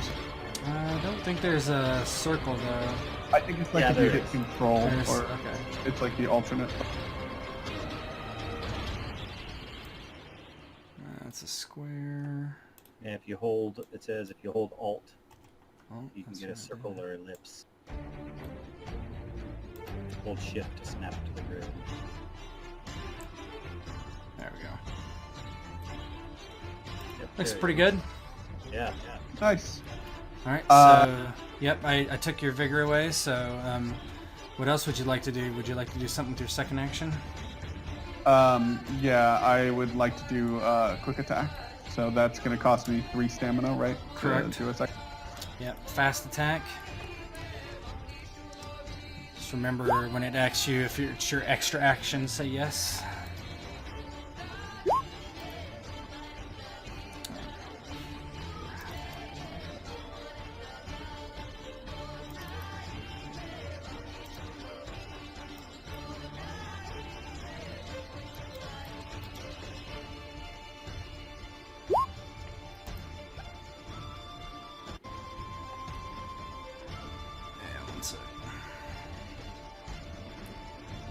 So the Wraith's speed and reflexes are -2 now.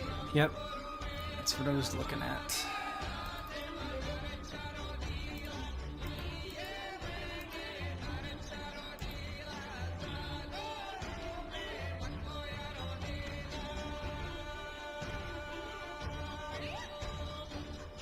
Alright, it's going to try to become incorporeal as its defensive action.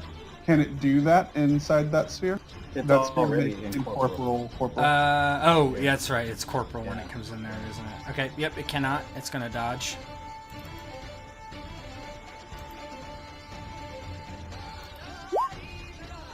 Jesus. It dodges. You swing and the first one misses. You can try again. That thing looked you right in the eyes as it dodged. Yeah, it just...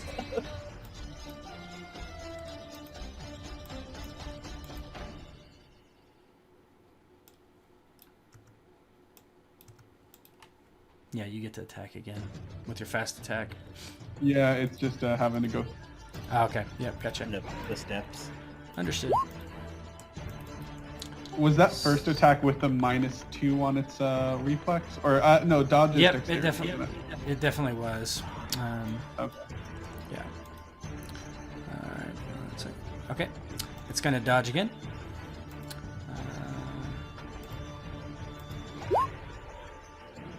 That's a miss. Jesus.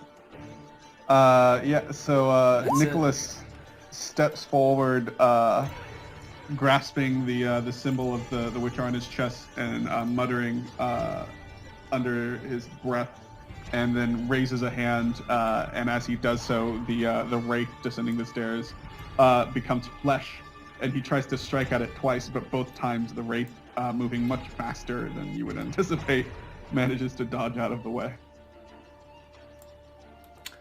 Dryden, you're up.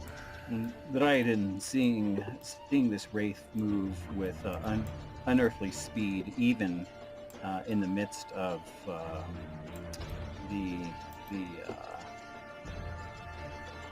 sigil, the Erden sigil that Nicholas put down. Dryden immediately recognized that as he put it down, slowing the wraith down, but obviously not enough. Dryden, he looks at the thing, knowing now that it is corporal, because it is stuck inside of his circle. Closes his eyes, balls his left hand, and then, almost as if pulling power from the torch at his feet, he clenches his left hand and then opens his fingers and unleashes Igni straight at the wraith, for 5 stamina. Oh boy. Okay. What's your vigor? Yeah, that's gonna. You can. That's right. You can only yep. cast it for equal to your vigor, huh? I think you could go over it, but it's for like each You'll hurt you take yourself. like 5 or 10 Yep, damage. Something 5. Like that. So for 2 stamina, Yeah. he is going Good to call. cast Igni. Yeah, I forgot about that.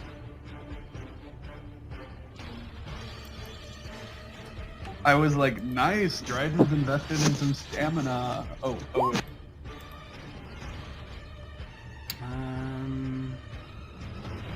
Go ahead and do your spell casting roll, or your sign. I think it's spell casting. Yeah. So that is under Willpower. Yep.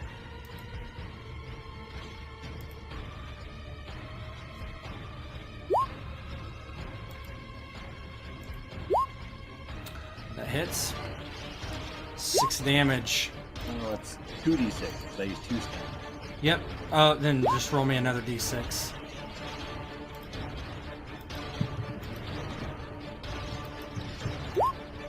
Oof. 7. 7 damage. It hits it, and it like burns away some of this mist that forms it. And then roll 1d100 for a 50% chance of setting it on fire. Yeah, go ahead.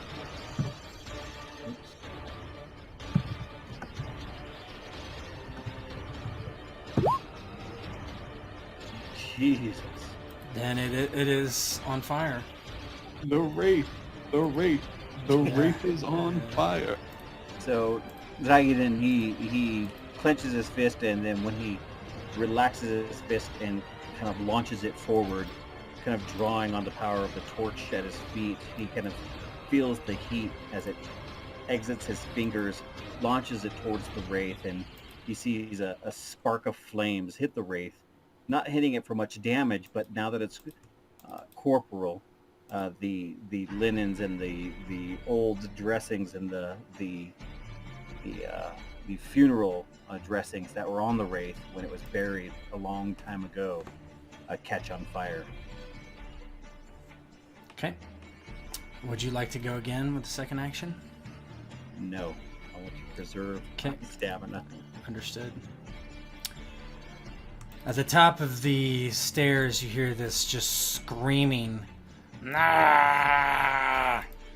and there's this thing that runs from the top of the stairs down into the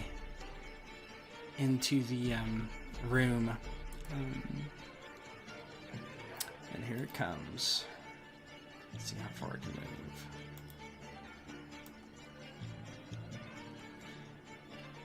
Yeah, it runs to get down next to Dryden.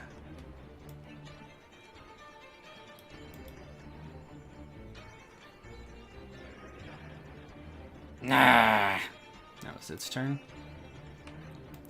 Another ghoul does the same, coming from the top of the stairs, and it runs straight towards Nicholas. Yeah, it's on top of him very quickly. But inside his circle. But inside his circle, correct. So I'm going to give him -2 reflexes, -2 speed.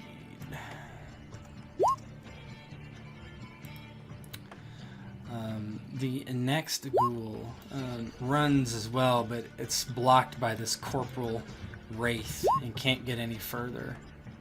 Music is going. Can you not hear it? No, I cannot.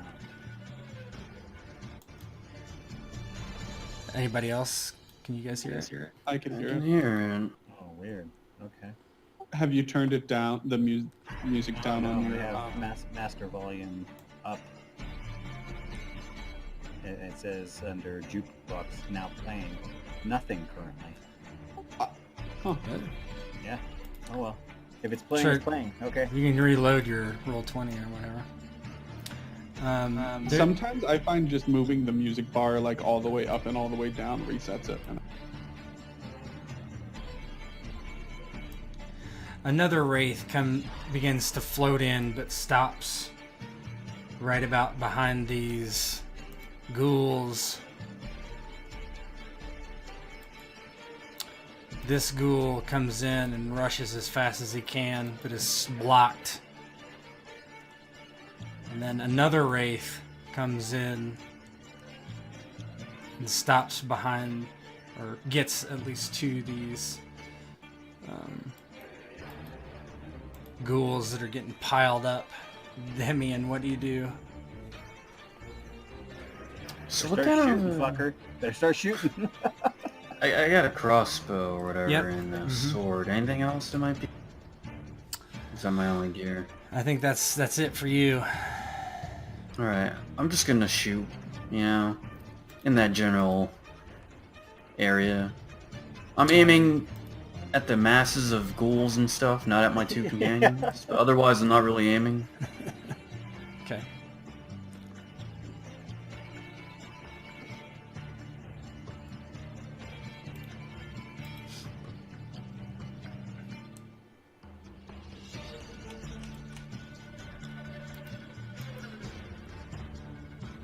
$17.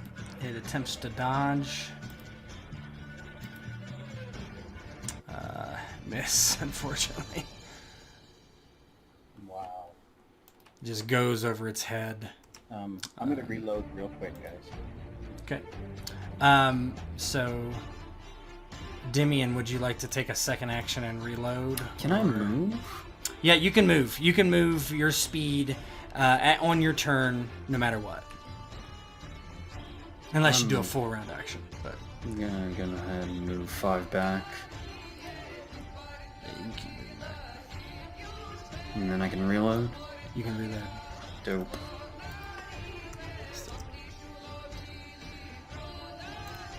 The Wraith. Yeah, go ahead.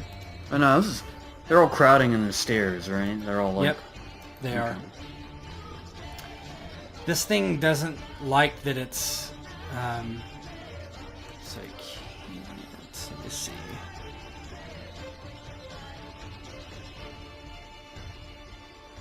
Yeah. So it looks at the circle that it's caught in and just hisses. And it is going to teleport. Can it teleport if it's corporal? It says it can. It doesn't say it has to be incorporeal to teleport. But that would make sense to me. So I'm gonna agree with you there. I'm gonna have it move its speed. Its speed is currently very slow, so it's gonna run, aka run, which is almost its normal speed. Just let's get out.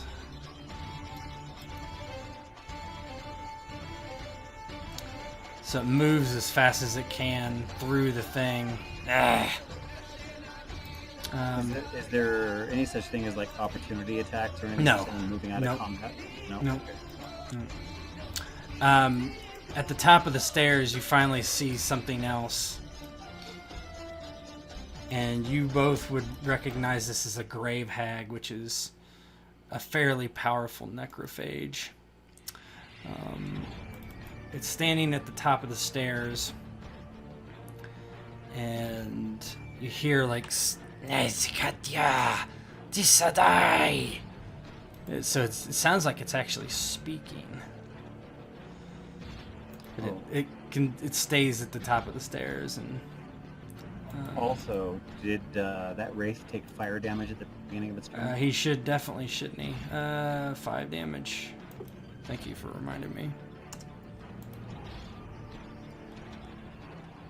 Yeah, it's on fire. I set the fire. I want to make sure it did. Yeah. I took my fire damage. Yep, you're right. Nicholas, you are up.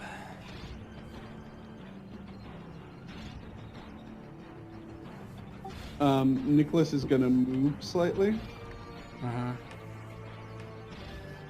to there, and is going to also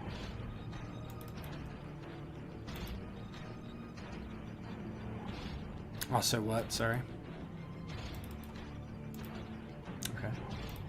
Igni. Who are you trying to Igni? So it's a 2-meter cone. Yep. So I'm firing it in front of me. Yeah, that would hit. That would hit. Let's see, 2-meter cone. So that would hit. I'd say it hit all 3 of the ghouls. Okay. And let me roll my spell attack. Yep.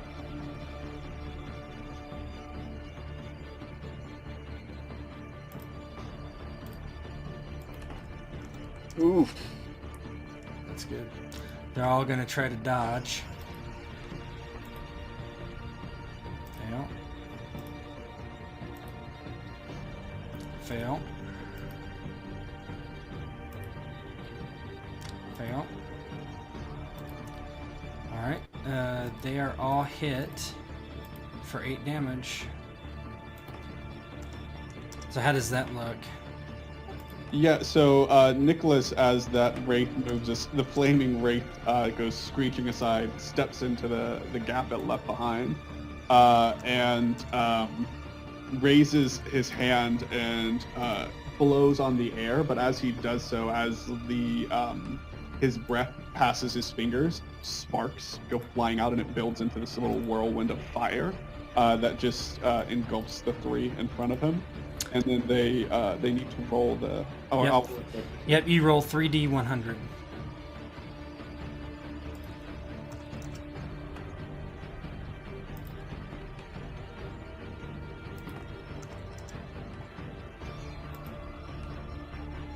That's So it one looks catches like on the fire. middle one catches on Yep. fire.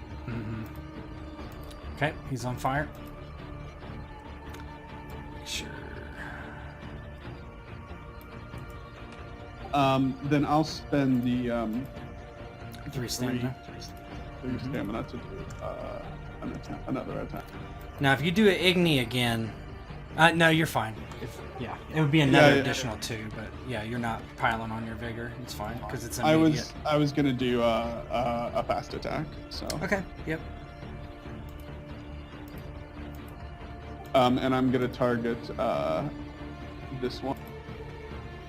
Which one's that? Looks like ghoul number 3. One on your left, middle, or right? Actually, I'm gonna do number 2. Ghoul number 2. Okay.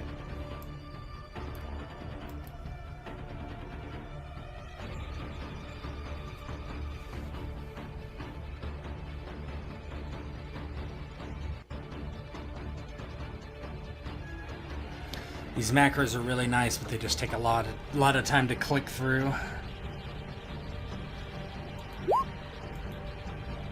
24. It tries to dodge.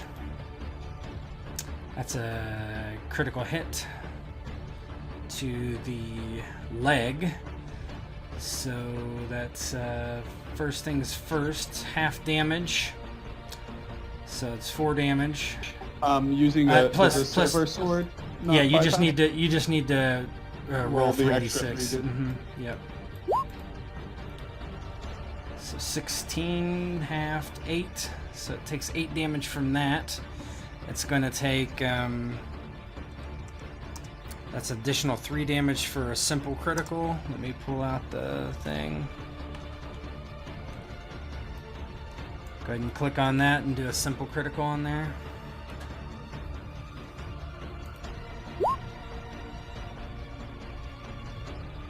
Yep, doesn't really matter. So how does this look as you cut into its leg badly?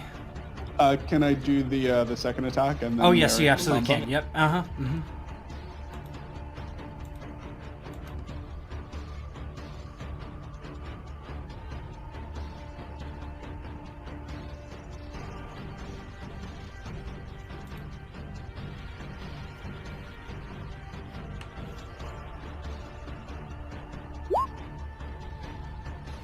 Go ahead and roll your fumble.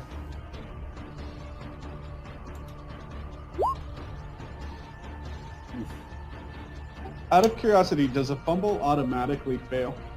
Oh, yes. Okay. Yeah.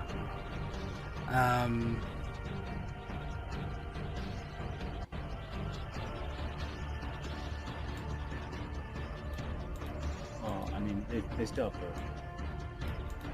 roll against it, right? I mean, fumble just Hold on. means that Yeah. 16, that 16 is a Yeah, I think they actually. I don't think it automatically fails necessarily. You roll natural. 16 is a 12 now. Yeah, hold on one second.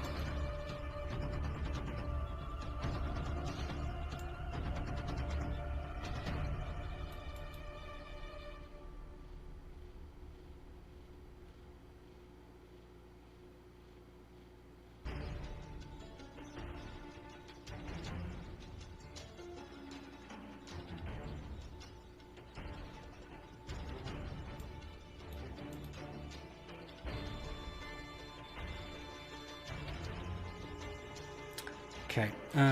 He's gonna roll his dodge. He should have. It doesn't matter, I think, but he should have -2. For I think the circle moves. No, the circle does not move with you. You put it on the ground. Oh, okay, my bad. Mm-hmm. Yep. So he's able to evade that one.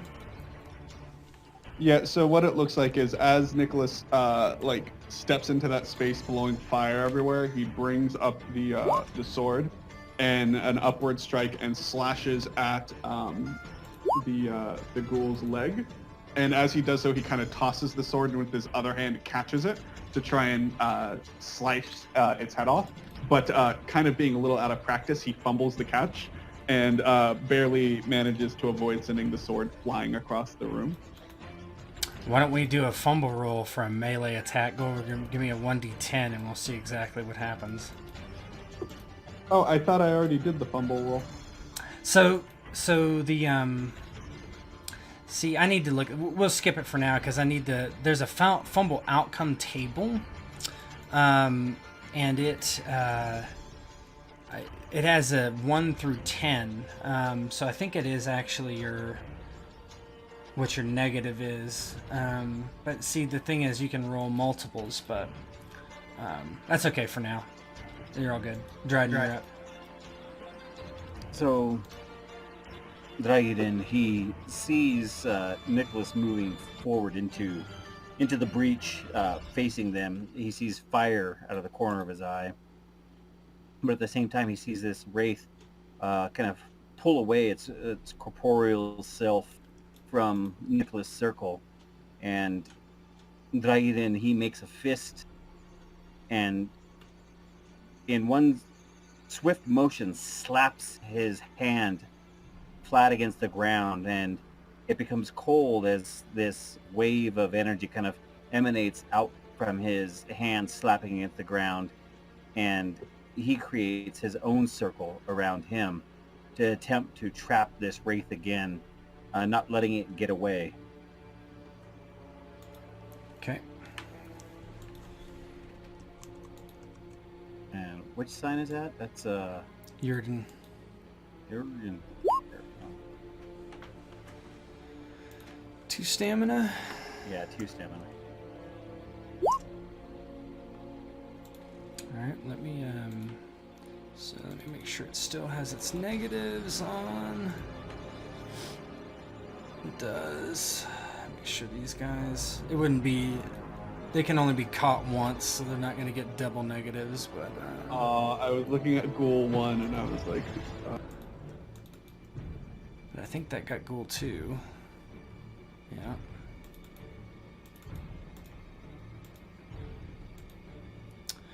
I do want to make sure of one thing. I think, yeah, how does that look, Doc? But while I look this up real quick. Yeah, so like I said, he kind of bends his knees and slaps his hand, his left hand, down on the ground, and as he slaps it, there's like this energy that emanates in a circumference around himself. Almost a force of energy kind of emanates from his hand in like a riplet of waveforms around him as it creates this circle around him that traps the wraith in its place. And as it traps its wraith in its place, he immediately kind of comes back up with his silver sword in his hand, and he puts his weight back on his right foot as his sword is up in the air, and leans into his attack. Okay. Doing a strong attack, or? So he's gonna do a strong attack with his silver sword. Alright, just make sure you do your extra attack as part of that.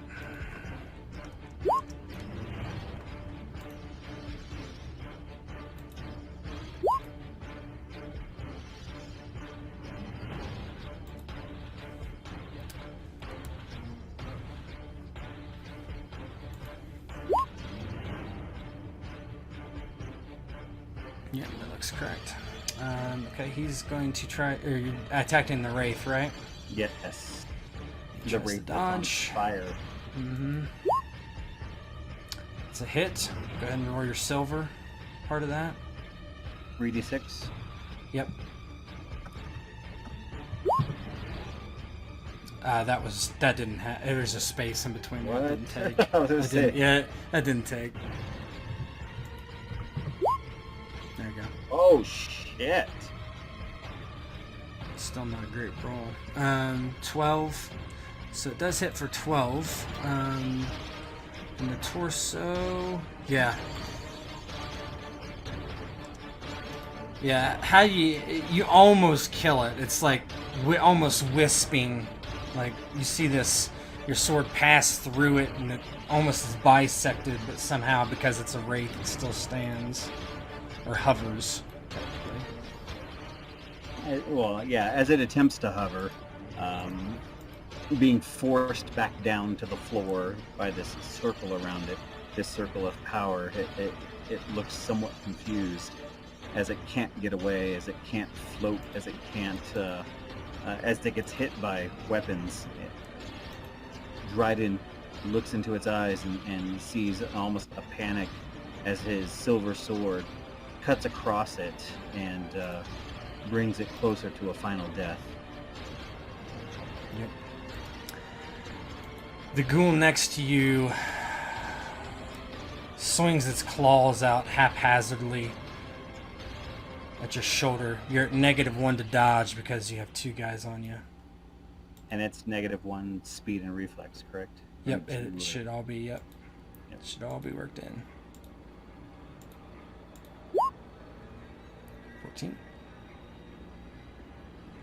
And as Dryden brings the sword down across the wraith, he uses the momentum and sees out of the corner of his eye this ghoul kind of lunging at him, and kind of follows through with his own strike against the wraith to dodge right out of the way of the ghoul kind of coming at him. Yep. You dodge out of the way, and the ghoul hisses, and it's smart enough as a pack creature to know that it needs to move slightly to try to give some birth, but it really can't move too much because the wraith is corporal and in the way. That's turn.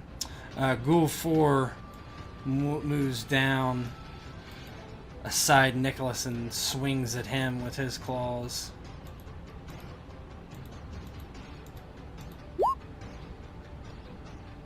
$18 to the head.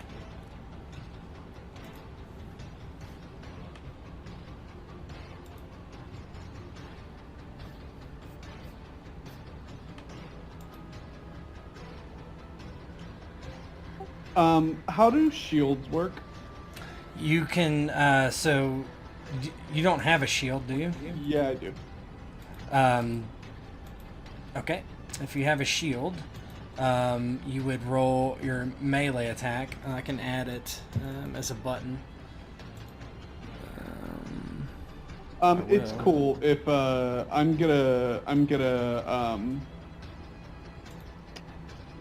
There you go. Yeah, You have a melee button.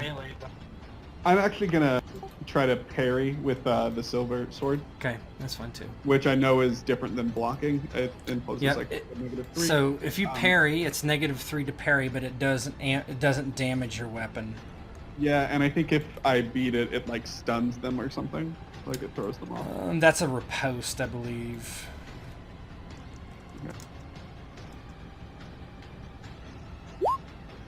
They would be staggered, yeah. 21, and they rolled. Yeah, so they are staggered. He is staggered. One sec. Okay, so you're able to parry that. So he takes -2 on all his attacks and defense next turn. Okay. Alright, so he's done. Ghoul 3 moves down and attacks you. You now have a -1 to your defense. He tries to bite you, though.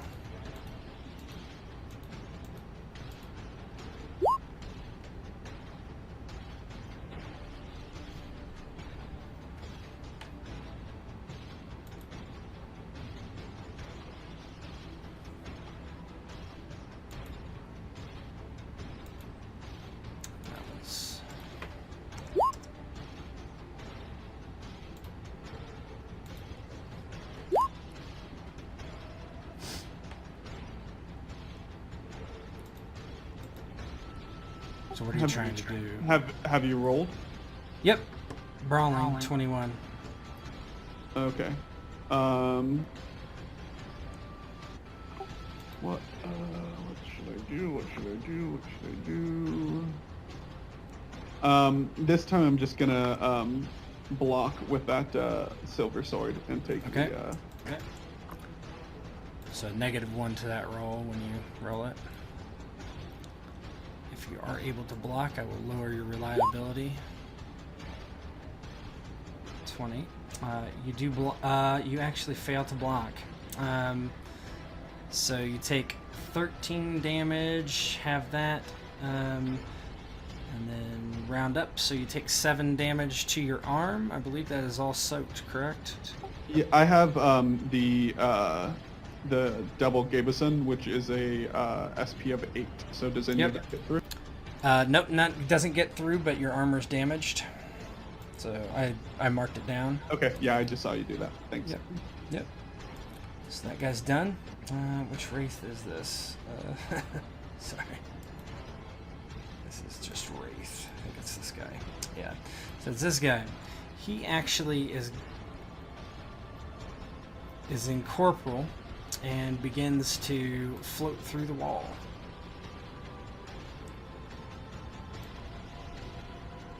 around this thing.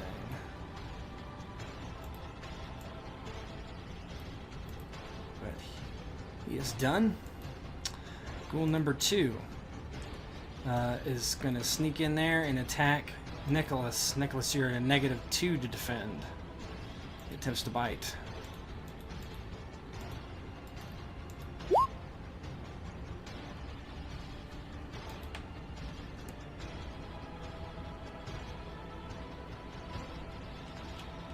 So that's a 12.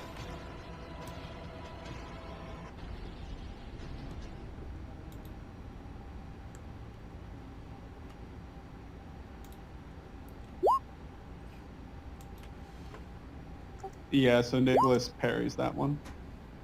Okay, so that one's staggered as well. Oh, that's right. Parrying staggers, doesn't it? Mm-hmm. Can I just describe kind of how this... Yes, please. So as all with 3 of these ghouls descend on Nicholas, the first one swings at him, attempting to like claw him, and Nicholas deflects the ghoul with his blade in his left hand.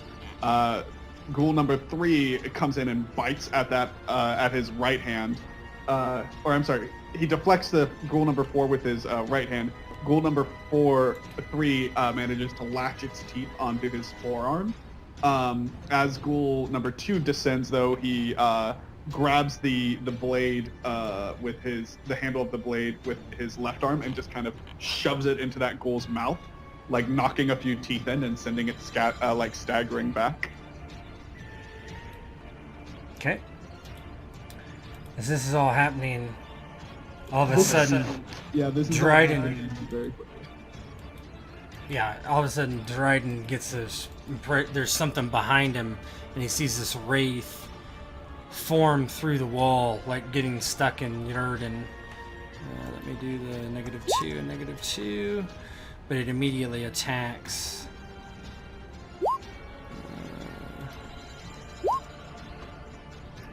Swinging its lantern at the back of your head.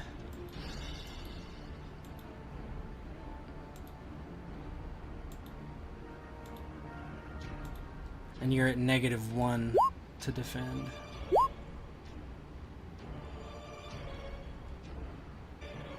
Dryden, he Old fire damage. he senses something kind of like form up behind him as he's fighting off the ghoul and the other wraith in front of him. After spinning around and defending the attack from the ghoul, out of the corner of his eye, he sees this wraith just come out of nowhere behind him, swinging its lantern. Dryden attempts to swing his leg around using momentum and kind of push off the corner of the wall right there to push out of the way of the wraith. That's with the -1. Yep. You're able to evade. And he pushes out of the way. He uses his foot and pushes against the wall just as the wraith is trying to bring down this old rusty lantern on top of his head.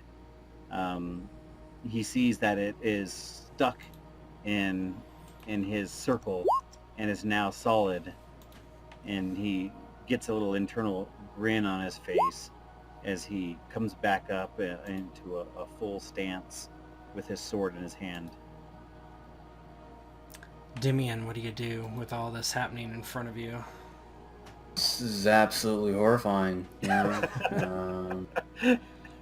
He sees these 2 witchers just kind of like taking on this horde of monsters and demons. Yeah, you've definitely never seen anything like this before. If I don't shoot, can I run twice? You can do so if you don't shoot, you can do the run action, which is you can run 15 meters. Great.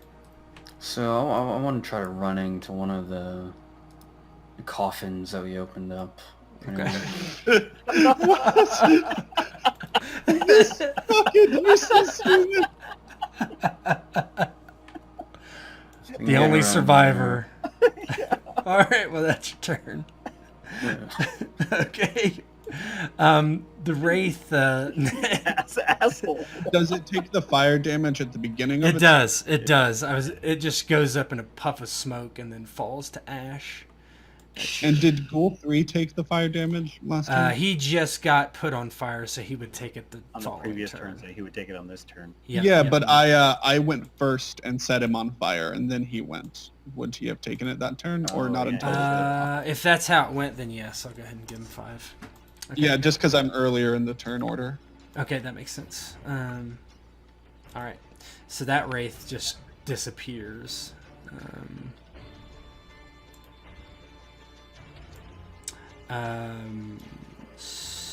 So the grave hag begins to move finally down, and from there it attempts, its tongue like lashes out at Nicholas, and I'm going to give it a negative since there's so much in the way there, but he's also at a negative 2, 3 to defend.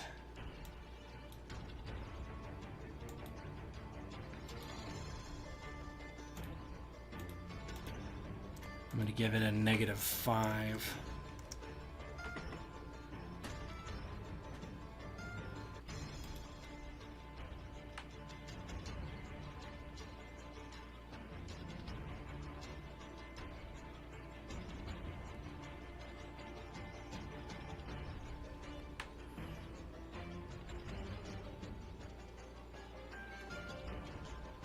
And I have -3. Correct. Because you have 3 ghouls actively attacking you. That is a miss. Yep, it's a miss. And that was a parry, so she's... Oh, you're parrying. Yeah, so you're... Yeah, that would be a miss for him.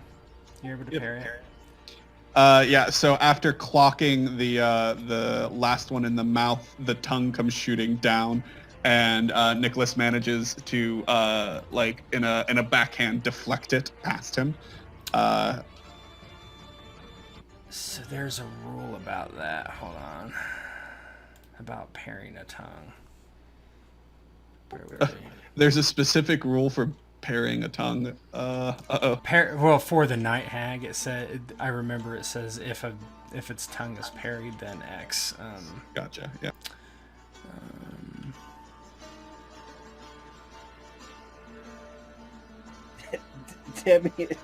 Demian is just like, what the fuck? So how do you cut off this thing's tongue?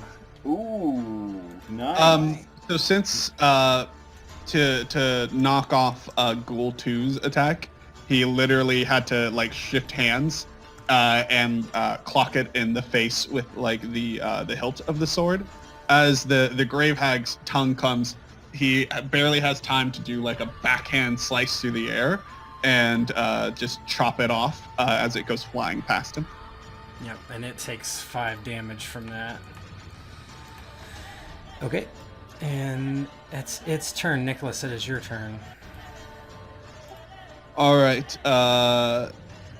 Do I take the -3 to my attack roll? If I'm being it's only when you're getting ganged up, it's only defense. Okay, Nicholas is going to do a fast attack against ghoul number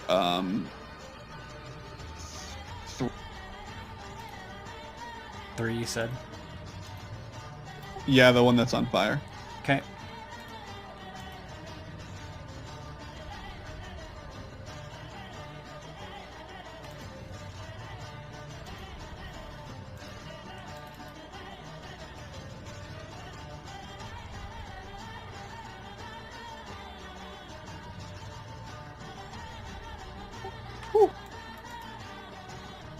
Oh, go ahead and roll your critical.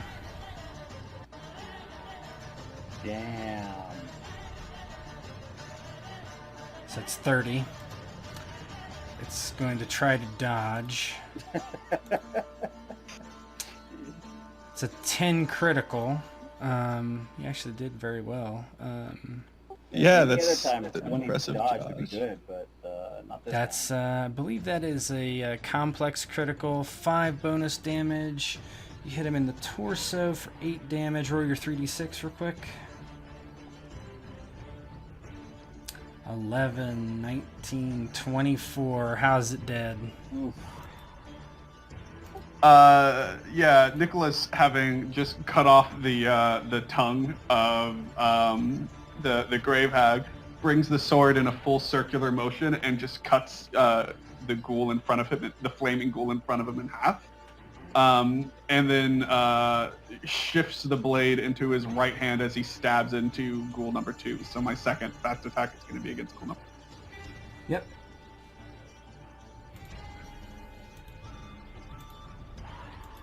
And he is at -2 for defense because he is currently staggered.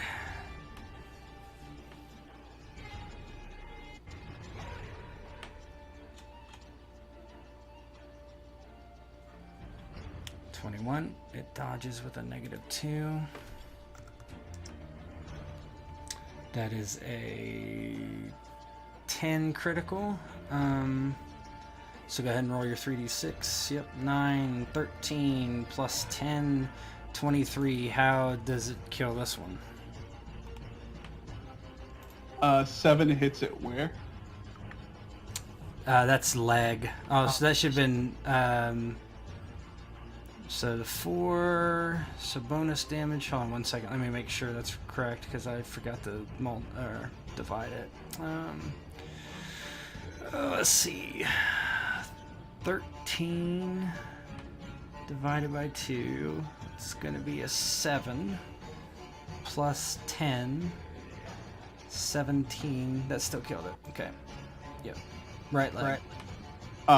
Yeah, so and throwing the blade into his right arm, just stabbing it into the thigh of ghoul number 2, he then hoists it up. And in doing so, lifts the ghoul like straight out of the ground and cracks its skull, crushing it against the ceiling above, before dropping it to the ground. Okay. Would you like to take another action? Yeah, I'll spend the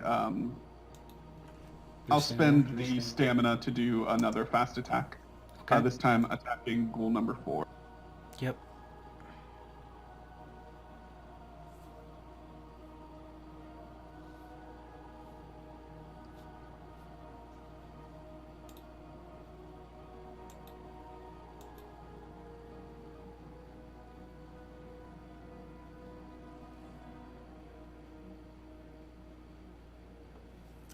$18.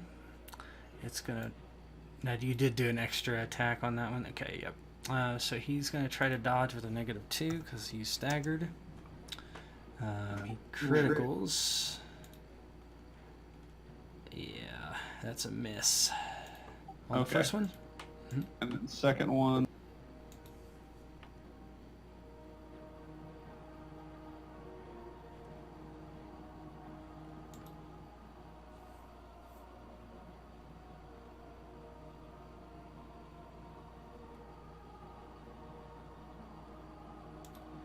-21. He's got to do the same thing. Dodge. -2. That's a... Yeah, that's definitely going to kill it. So go ahead and roll 3d6.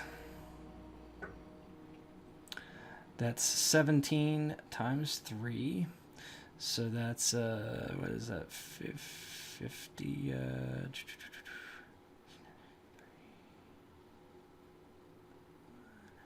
51 plus 10. So how do you chop this thing's head off? Yeah, so as Nicholas turns to attack this one, he swings at it and it leans back, just barely, the tip of his blade just barely missing its mouth. And it starts to kind of laugh as it leans back in, but in doing so, it doesn't realize how fast he is, and he shoves the blade clean, brings the blade in a sweeping motion up and around, and shoves it through its jaw up through the skull, just kind of spearing it on the blade, and then in a twist, just sending the head flying and the body crumpling at his feet. And as Nicholas does all this, he's just being like, "Ah, just like old times, hey, Dryden?"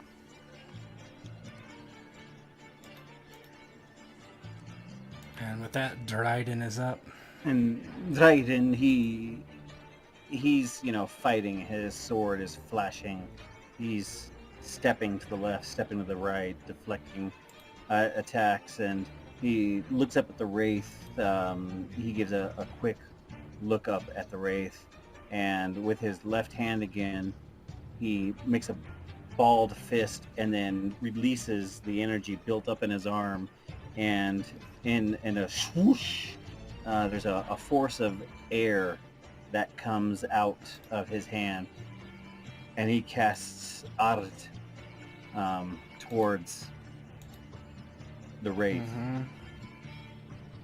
2 stamina, I'm guessing. 2 stamina, please. All right. So I'm going to... Yeah, he can dodge, so let's he can do dodge. that first. You did a... Do a spell casting roll. So you gotta be a 10.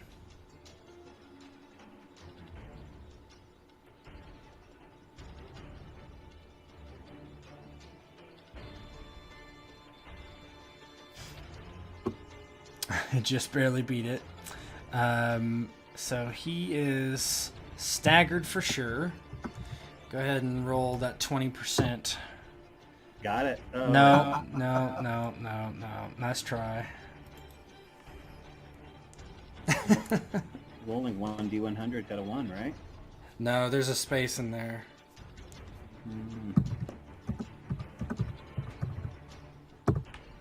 Jesus Christ. He did it again. There you go. No. Not knocked prone, but staggered. So it's -2 to all actions.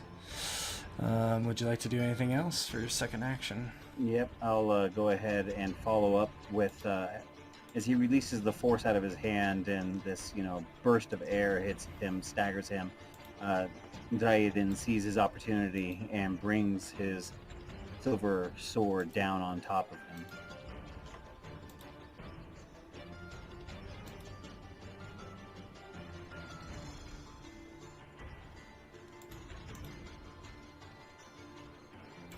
Tries to dodge. -2. Hit. That's a 10 critical. Go ahead and roll me 3d6.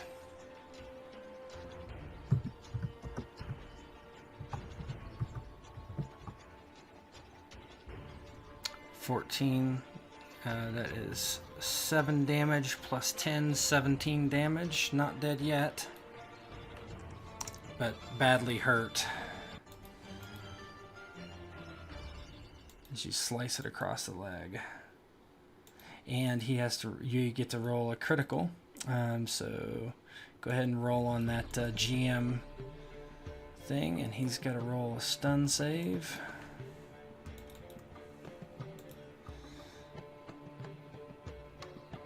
Okay. Let's see if it's stunned or not.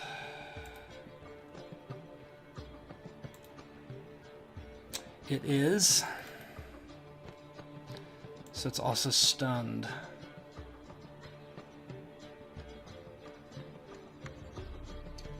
Yeah, so Dryden brings his sword down, and now that this corporeal wraith is just standing in his circle, facing off with him, his air staggers him, and as he staggers and it kind of like steps back off of his footing, Dryden brings the sword down across him and just slashes down across him, stunning him as he kind of staggers even further, not knowing what's happening, not being used to being a solid being and taking this kind of damage sends it into a shock as it staggers backwards.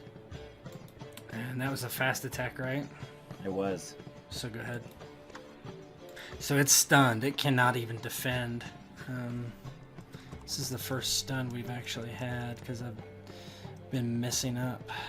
So it's done. So DC 10 is all you got to beat.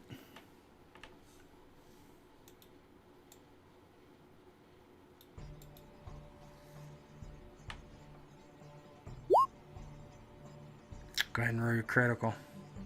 Damn. Just for funsies. 33 to the head. Okay, do you want to figure out what this damage is? It doesn't matter as it staggers. It does not.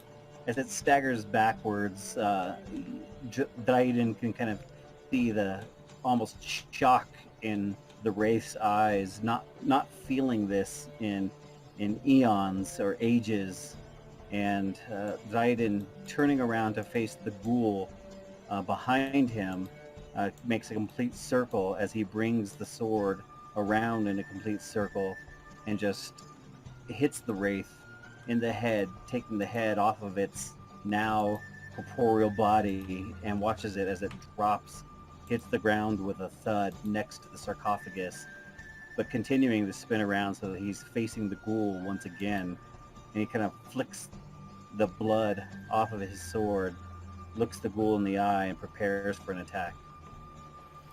And with that, the ghoul lurches forward, swinging wildly with his claws. 17. And Raiden will see him coming in after coming off that last attack and attempt to dodge him. And you do. How's that look? Yeah, he just kind of sidesteps out of the way to his left there, not really even paying much attention to the ghoul. Just sidestepping him, almost if he wanted to, he could slap him on the back with his sword as he moves out of the way. The Wraith on the other side just simply teleports in next to Nicholas, being caught in Yrden. Let me give him those negatives. And then it swings down with its Wraith sword, attempting to hit him in the head.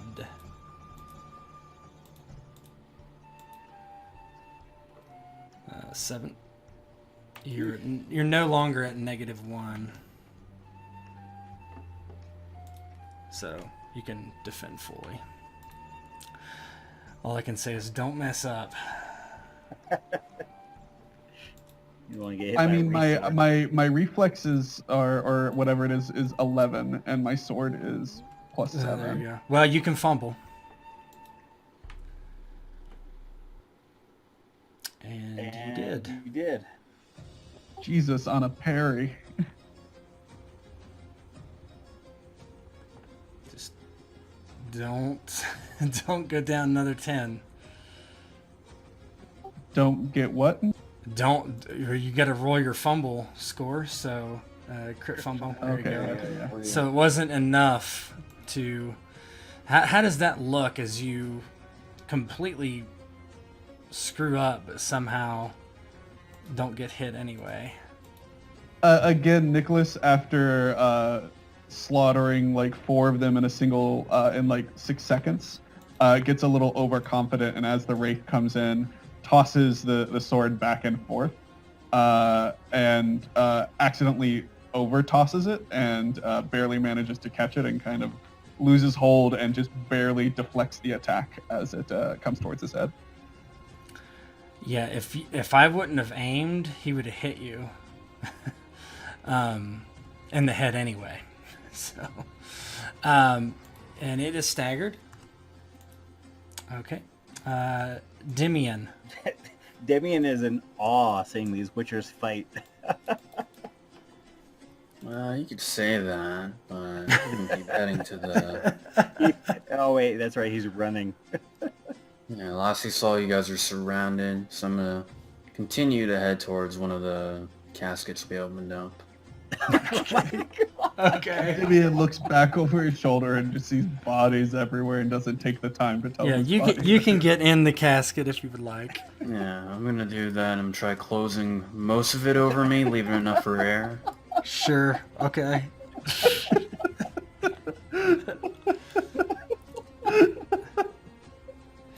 The grave hag moves forward and brings both claws down against Nicholas. I'm going to give it -2 and -2. It gets a rate of attack of 2, so it's going to attack twice. Here's the first attack. You get a -1 to defend. It's not aiming. 16. That says at the head again.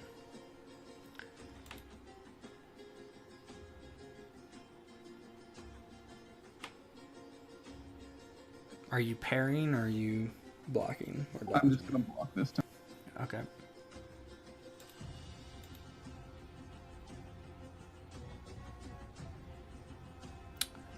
You do block that one. Let me attack again.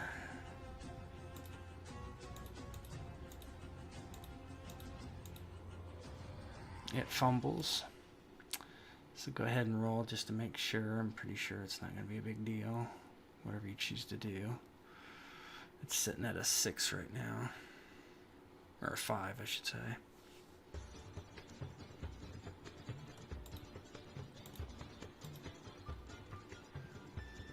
Okay. Yeah, and that time was a pair. Yeah. Okay. How does that look? So she was coming at me with her claws. Yep. Double claws. As she charges forward and lashes out with the first claw, Nicholas, still kind of getting a hold of the blade again, has to block it with the sharp edge of the blade. Several chips flying out from it. But as her second claw comes down, he's managed to recover his footing and his grasp, and brings up the hilt and just kind of uses it, twirls it around the wrist, deflecting her and sending her off balance. Okay. All right, now it is your turn. All right, gonna fast attack against ghoul number 1. Okay.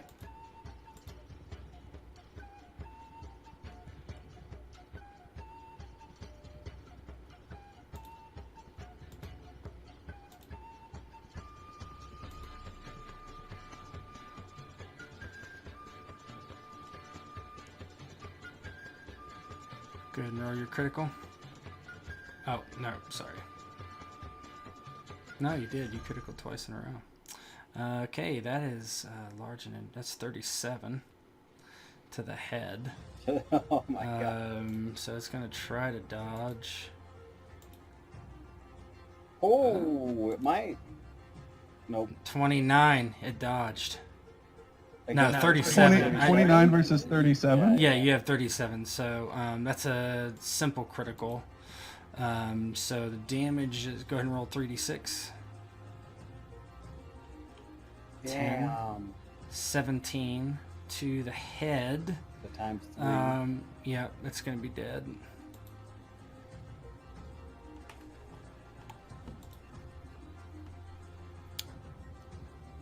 How's that? So Nicholas steps away from the hag for a second and almost engages in like a very fine dance with the ghoul as it turns just in time, and like tries to deflect the blade, and he like kind of weaves in and feints, and then ducks inside of its arms and brings the sword up in a motion that slashes the entire front half of the skull from chin to the top of the skull clean off. So there's just a bisected head of the ghoul there. Its brain in half, its rotted brain in half, everything just kind of slushing there as it falls to the ground. And then Nicholas turns around and strikes at the wraith. Okay.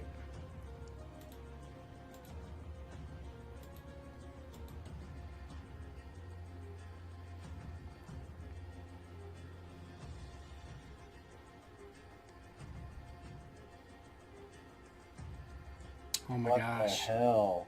Oh, Go ahead and roll again. Alright. 36. It tries to dodge. Okay. That is a 20, so that's that's a deadly critical. Go ahead and roll me 3d6. 11, 16, torso. That's 26 damage. That kills it. What's it look like? having just cut the face off of its friend, Nicholas pivots on his heel and turns it with both hands on the hilt of the silver sword, and in a clean sweep cuts the ghoul behind him in half, leaving cutting it clean through the torso. And then I'm gonna spend the stamina to go after the grave hag. Yep.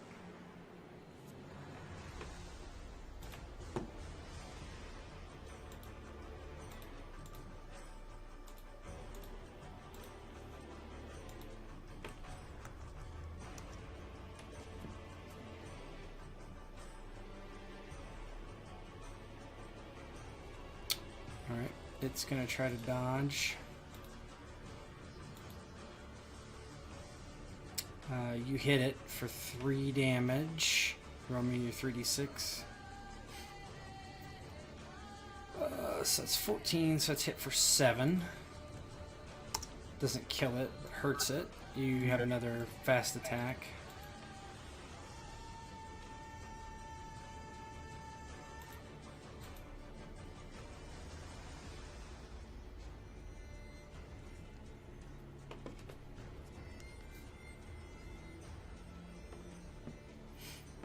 It tries to dodge.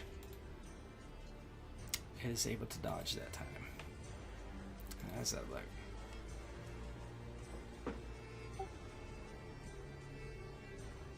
Oh, so Nicholas turns and advances on the grave hag, trying to feint at it to bring an attack around. And he succeeds, but the grave hag catches on at the very last second and manages to kind of try and get out of the way, so his first strike only nicks it a bit. And then he brings his blade around, but at this point it got the rhythm of his strikes and manages to spin out of the way. Dryden, what do you do? Yeah, Dryden, after finishing off that wraith, turns around and sees Nicholas deftly kind of cutting down a group of enemies around him, and then sees the grave hag dodge out of the way of his last attack there. Dryden steps forward, mumbling some words under his breath as he's clenching his left fist again. And as he's clenching his left fist, it starts to get just a little bit of a glow as he launches his fist forward, opens his fingers and his palms towards the grave hag, and casts Igni at it with sparks flying through his fingers towards the grave hag. Mm-hmm. Okay, give me a spellcasting roll.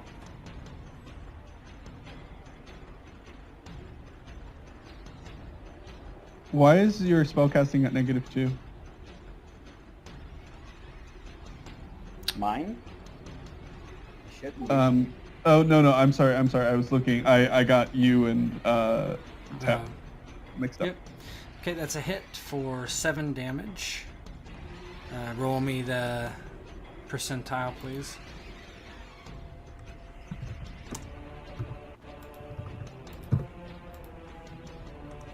It is on fire. Alright, what would you like to do now? Would you like to do something with your second action? Yep, and then after he releases the sparks and the flames from his hands, he uses his right hand in like an undercut motion, almost like an upper punch with his silver sword, and brings it up against the grave hag. I Swinging think you're upwards. too far away. You'll need to move. Oh, then he'll do Which that. you can, that's fine. Yep. Can he still move and attack? Yes. Mm-hmm. Oh, okay. Then, One of your actions can you can move your speed no matter what. this is an extra action then. Yep. Fast strike with a silver sword, and he brings it up against him.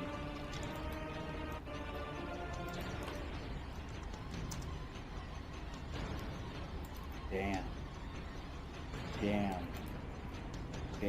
That one misses. Yeah, the flames catch him, and in his panic, he jumps back just in time. And it hurts him. Demian, what are you doing over there in that coffin? You can still hear the battle going on, so I guess I'm gonna go pray to whatever God I believe in. Just hiding. Okay. The grave hab is swinging its claws recklessly at Nicholas at this point, aiming at his head. Did it take the fire damage? Yep.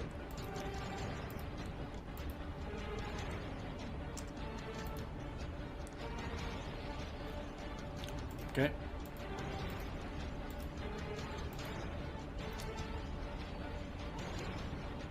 Go ahead and roll that crit fumble.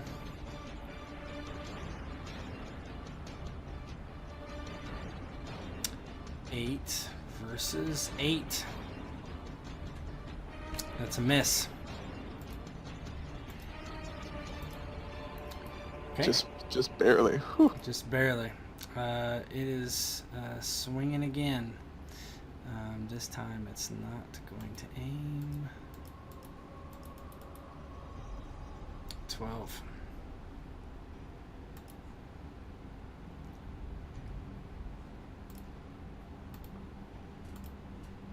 It's no longer staggered.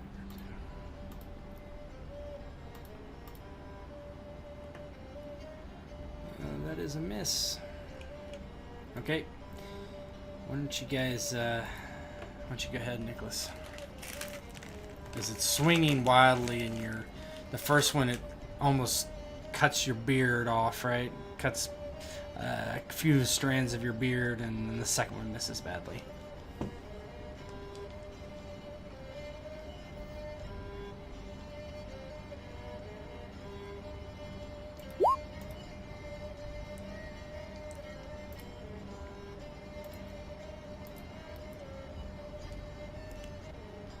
Okay. How do you kill this thing? Is that enough damage to kill it? Yeah, mm-hmm. It had one left. So as it desperately lunges at Nicholas, he as it lunges and its first claw attack, literally it grabs a handful of his beard and manages to tear some out. But he steps back and kind of deflects with his silver sword, and then its second attack, he actually steps to the side and smacks it on the back of the head so that it falls flat at his feet, and then he brings the blade down and spears it through its chest and kind of cuts upward, cutting from about the center of its sternum up through the skull and just separating the two halves. And with that, a pile of corpses and dust sits at your feet. And there's no sounds but the night outside. Nicholas stands up and looks to Dryden and is like, huh, been a while. Nothing quite gets the blood flowing like that. Dryden, catching his breath, kind of just kneels down.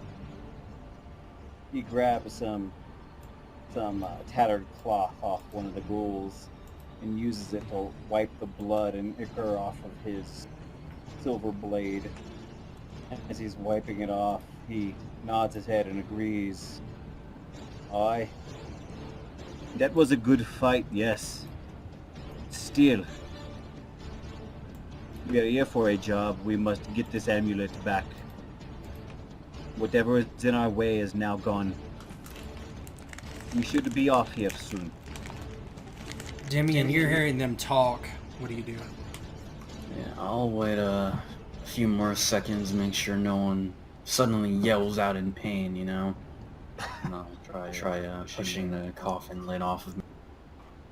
Emerging. Yep.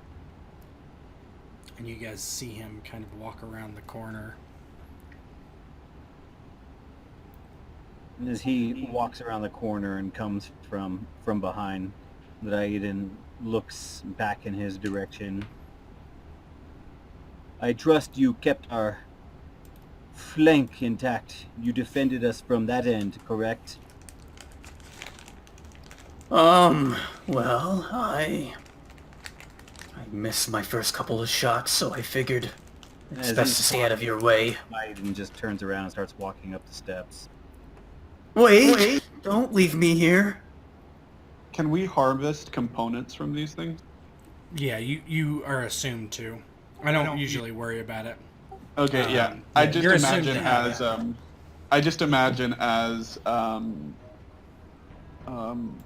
what's the as Demian like comes out and starts walking out, he just sees Nicholas with a knife out butchering these things and like pulling like ichor and like organs and stuff out and placing them in like little jars and into it. Okay, give me 2 seconds. Yeah, you walk back up into the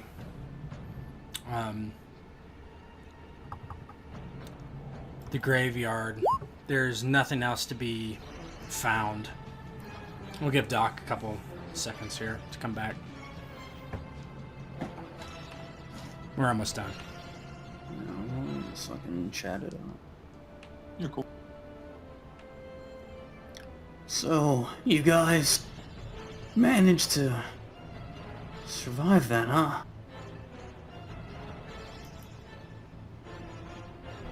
We're witches. We've survived much worse than.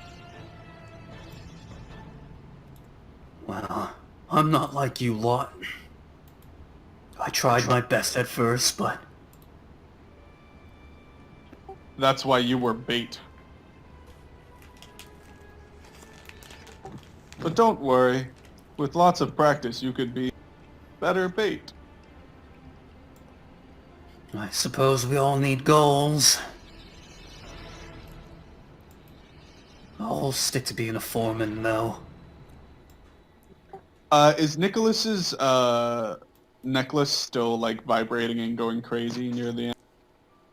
Yeah, near that amulet. You can tell that that's what's probably causing it. You don't have a sense that there's any more necrophages about. Okay. Nicholas looks at the amulet and looks at Damien and says, "So, what do you think what do you think's going on with this?" How should I know? All I know is that the Master wants it back. So, here we are. Hold still, boy. I want to try something. And Nicholas walks up and puts the amulet on Damien just to kind of see what happens.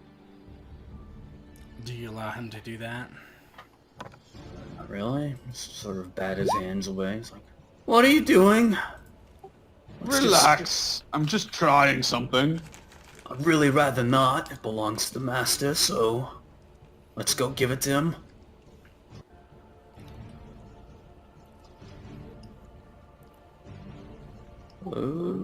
Nicholas shrugs and follows along. You walk the several hours back to the estate led by Demian. By the time you get there, the sun is rising, and you're quickly ushered back inside where Alan Carnifex awaits. He walks in your direction immediately. Oh, wonderful. Wonderful indeed. When he gets closer to you, he smells the smell of blood and necrophage guts and... well, do you have it then? You're back? And Dryden, he brings his satchel around towards the front of his chest and pulls it open, reaches in, and then he pulls the amulet out and walks up to the table. He sets the amulet down on the table gently and then slowly kind of pushes it forward towards Alan Carnifex. I believe this is what you are looking for, yes? He has a very wide smile. Yes. Yes, it is, Witcher. You have done well. He goes and picks the amulet up and looks at it, feels the weight of it, and holds it to his side. There on the table are two large bags of coin, no doubt. He points to it. Your payment, as promised. Dryden walks over to the table and he grabs the bag of coins. With it still sitting on the table, its weight kind of smushed down on the table, his hand resting on it.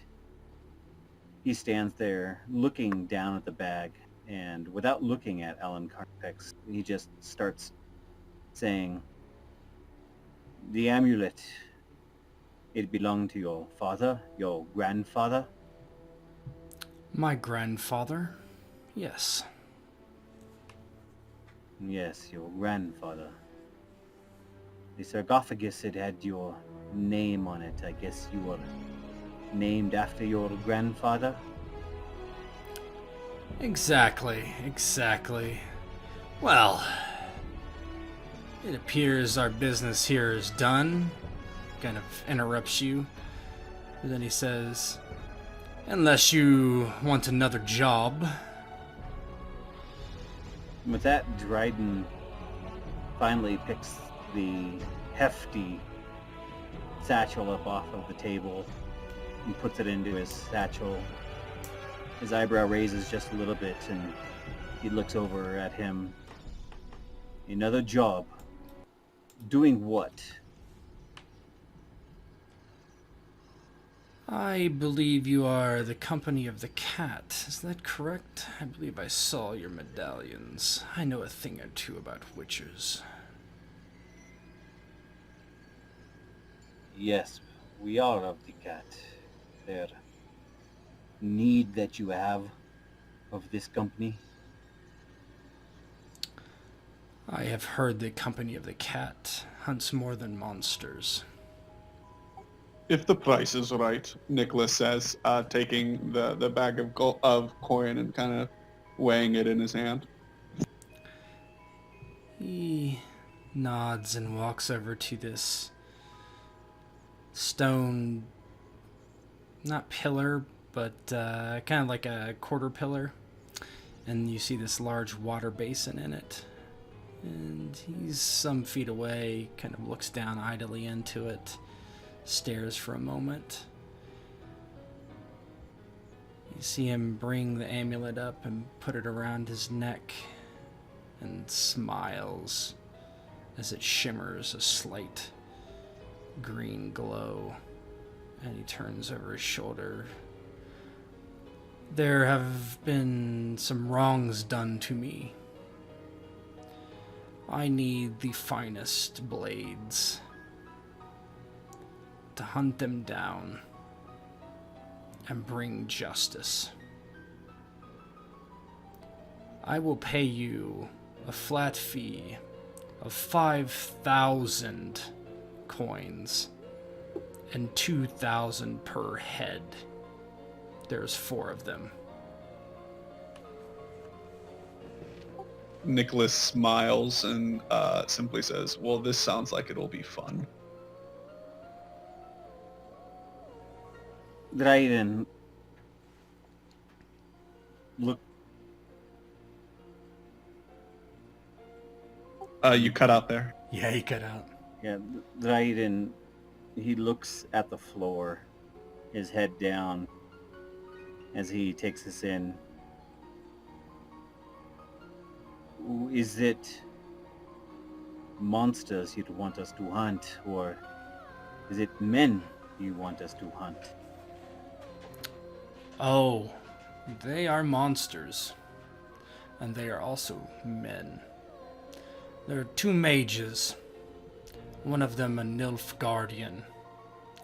And a Nilfgaardian knight with them.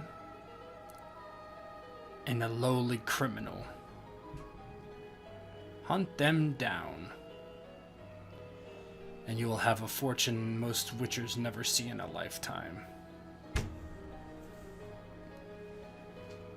Dryden just is trying to understand this and take it in. The money is wow, it's powerful. The draw is strong. But what have they done against you? Why is it that you would want these people dead?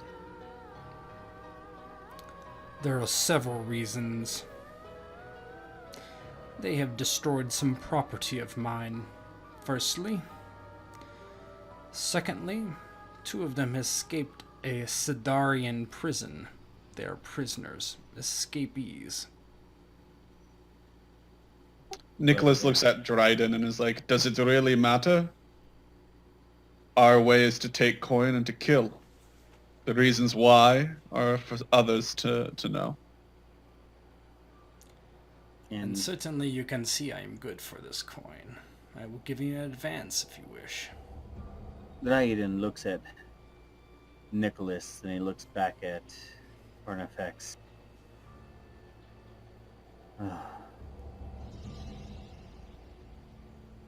I will bring your prisoners back here.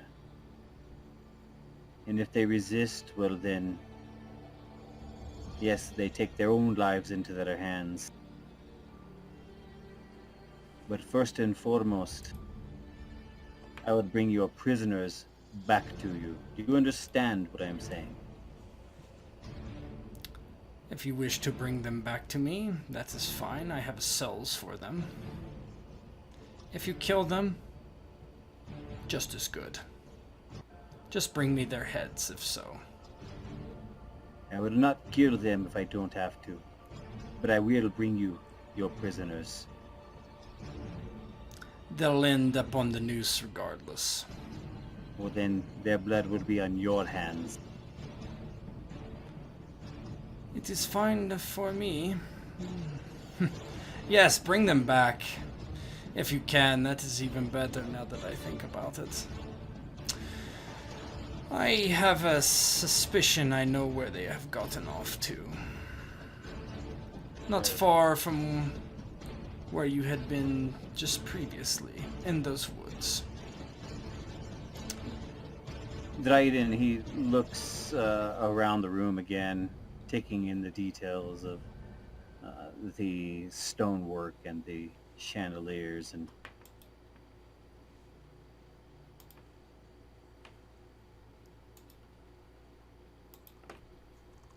cut out. Doc, come back to you. Doc, you cut out for like the entire part of that. Dryden just looks around the room and then finally looks at Carnifex. I can go pick your prisoners up so that I may bring them back to you. Wonderful. Wonderful. He smiles and snaps his finger, and a servant rushes out with a tray of food. One last meal then. And he picks up a goblet of wine and raises it to another contract for the Witchers. And a fortune awaits. And with that, Dryden picks up his wine, raises it, takes a sip of it, thinking about the coin he can make that will allow him to finally get out of this life. And he thinks about the prisoners that Carnifex needs to make this happen. Very good then. You can be assured here. I will bring them back to you. I will bring them back to you, dead or alive. He smiles. Nicholas pats Dryden on the back and then starts chowing into the food and is like, well, let's eat and then let's hunt. Carnifex drinks his wine and smiles, looking back down at the basin, at the face looking at him, and the screen fades to black.